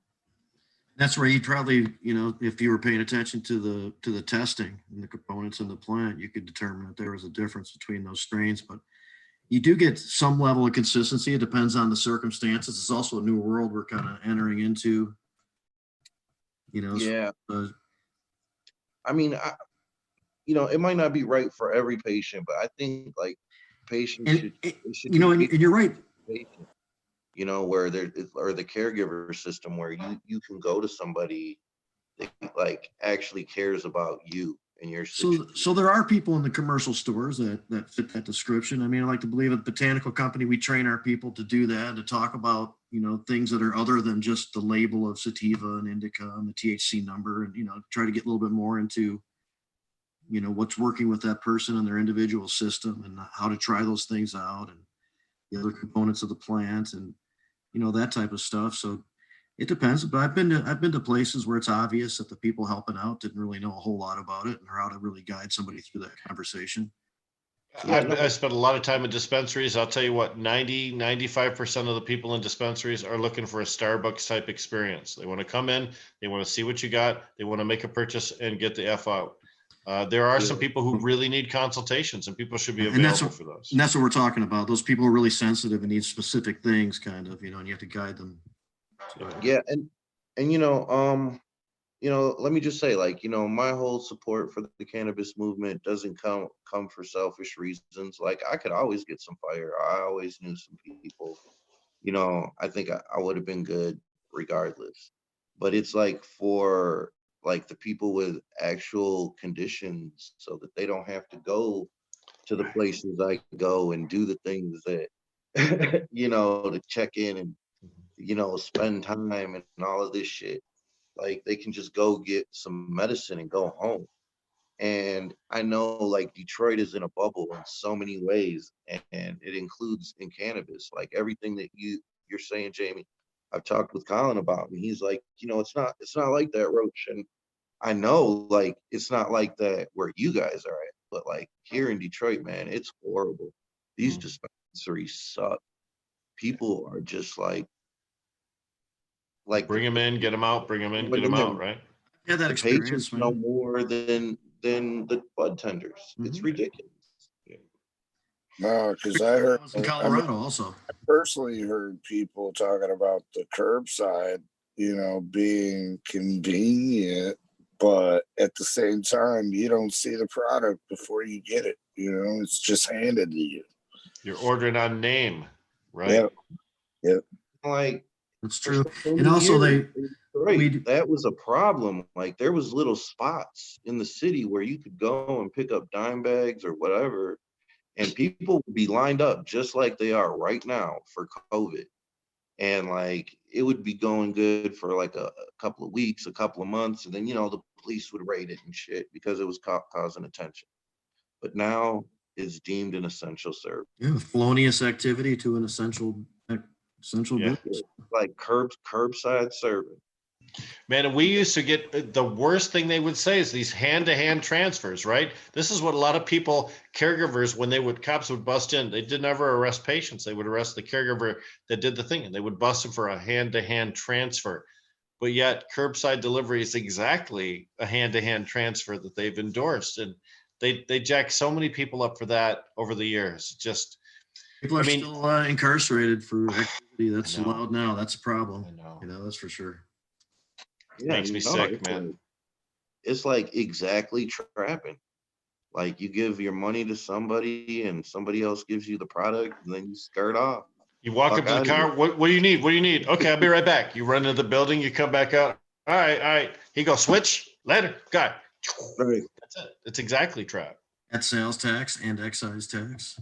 Yeah. Except now there's credit cards and shit involved.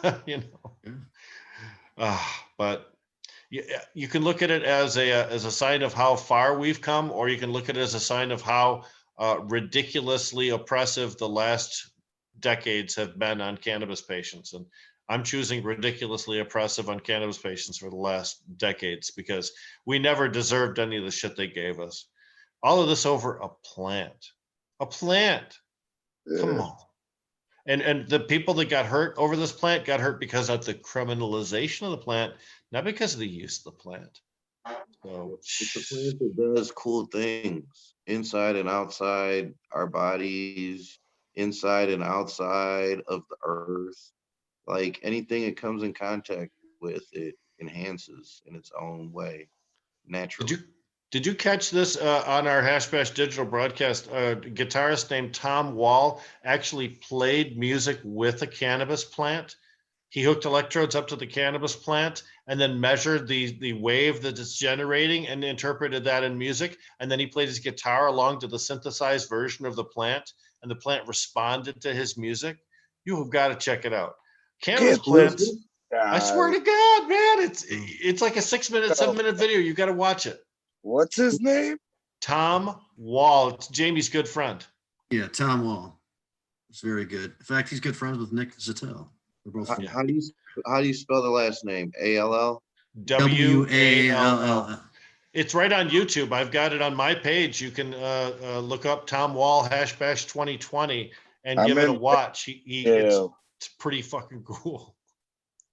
His band, I can't think of the name of it right now. I wish I could. The Spooge that he was playing with? No. He's in a band called Cosmic Knot. That's it, Cosmic Knot. That's a really good band.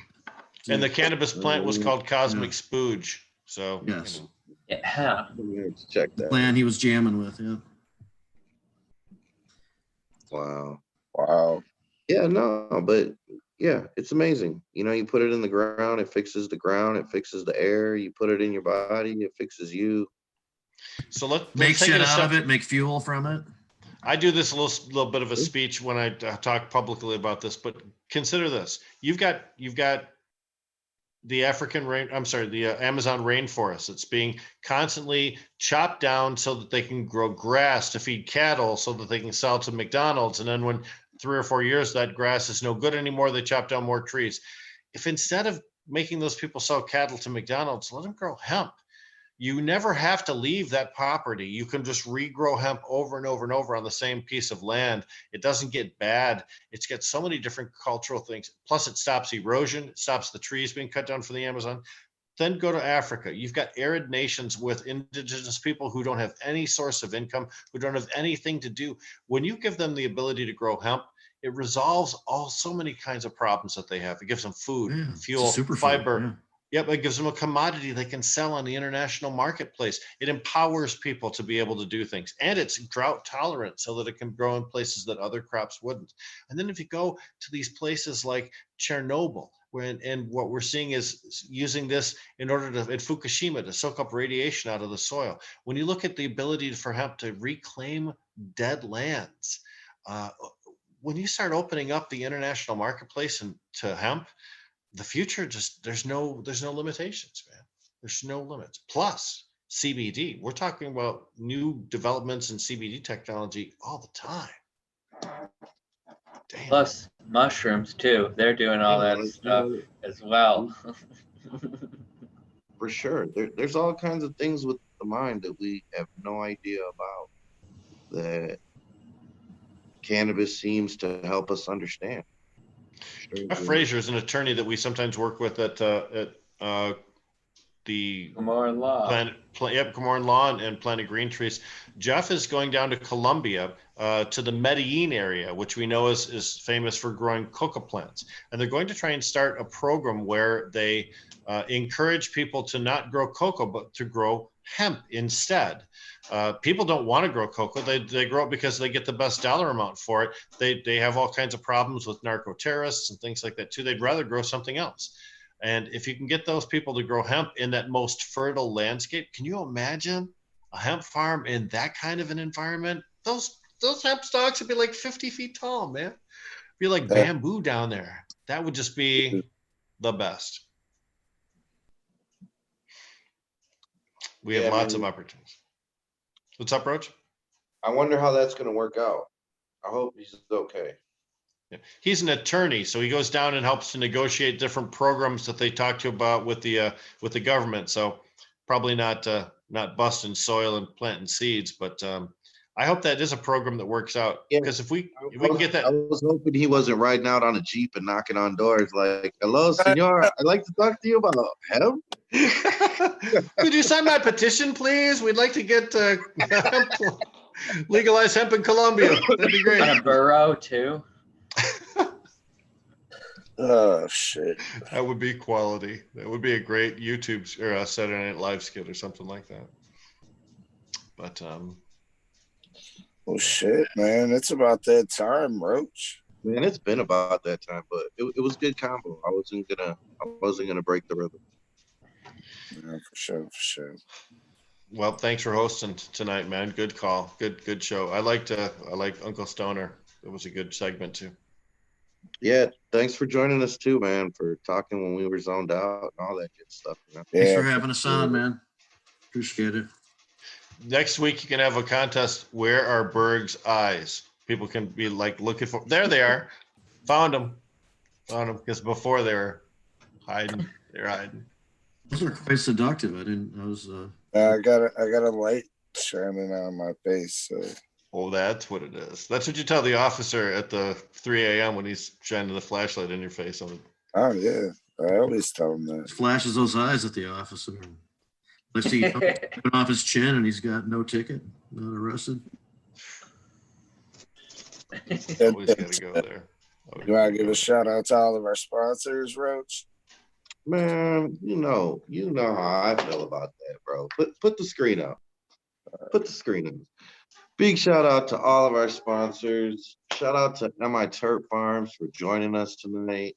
Treetop Labs, Honeybee Extractions, Native Made 313, Ghostbuster Farms, Western Tobacco, Michigan Ganja Queen, Valhalla Labs, Ipsy Oil Company, and Label My Motherfucking Bud. Yeah. Boom. So yeah, everybody for joining us tonight. Tune in next week. We're gonna have who are the special guest runs? Oh man, super secret, also world famous. We're gonna have Doggy Dog and the homie Dro. What? Doggy Dog. All right. Well, everybody tune in next week. Thanks everybody for tuning in. Shout out for everybody who said this was boring as fuck. And stay tuned. Thanks for Stay boring. Like the whole hour, 2 hours and a half. and they're like they're still in here talking shit. So Yeah, much love, man. Whenever you want to come through and talk shit, we got you. yeah, for sure. All right, y'all. That's about it, right?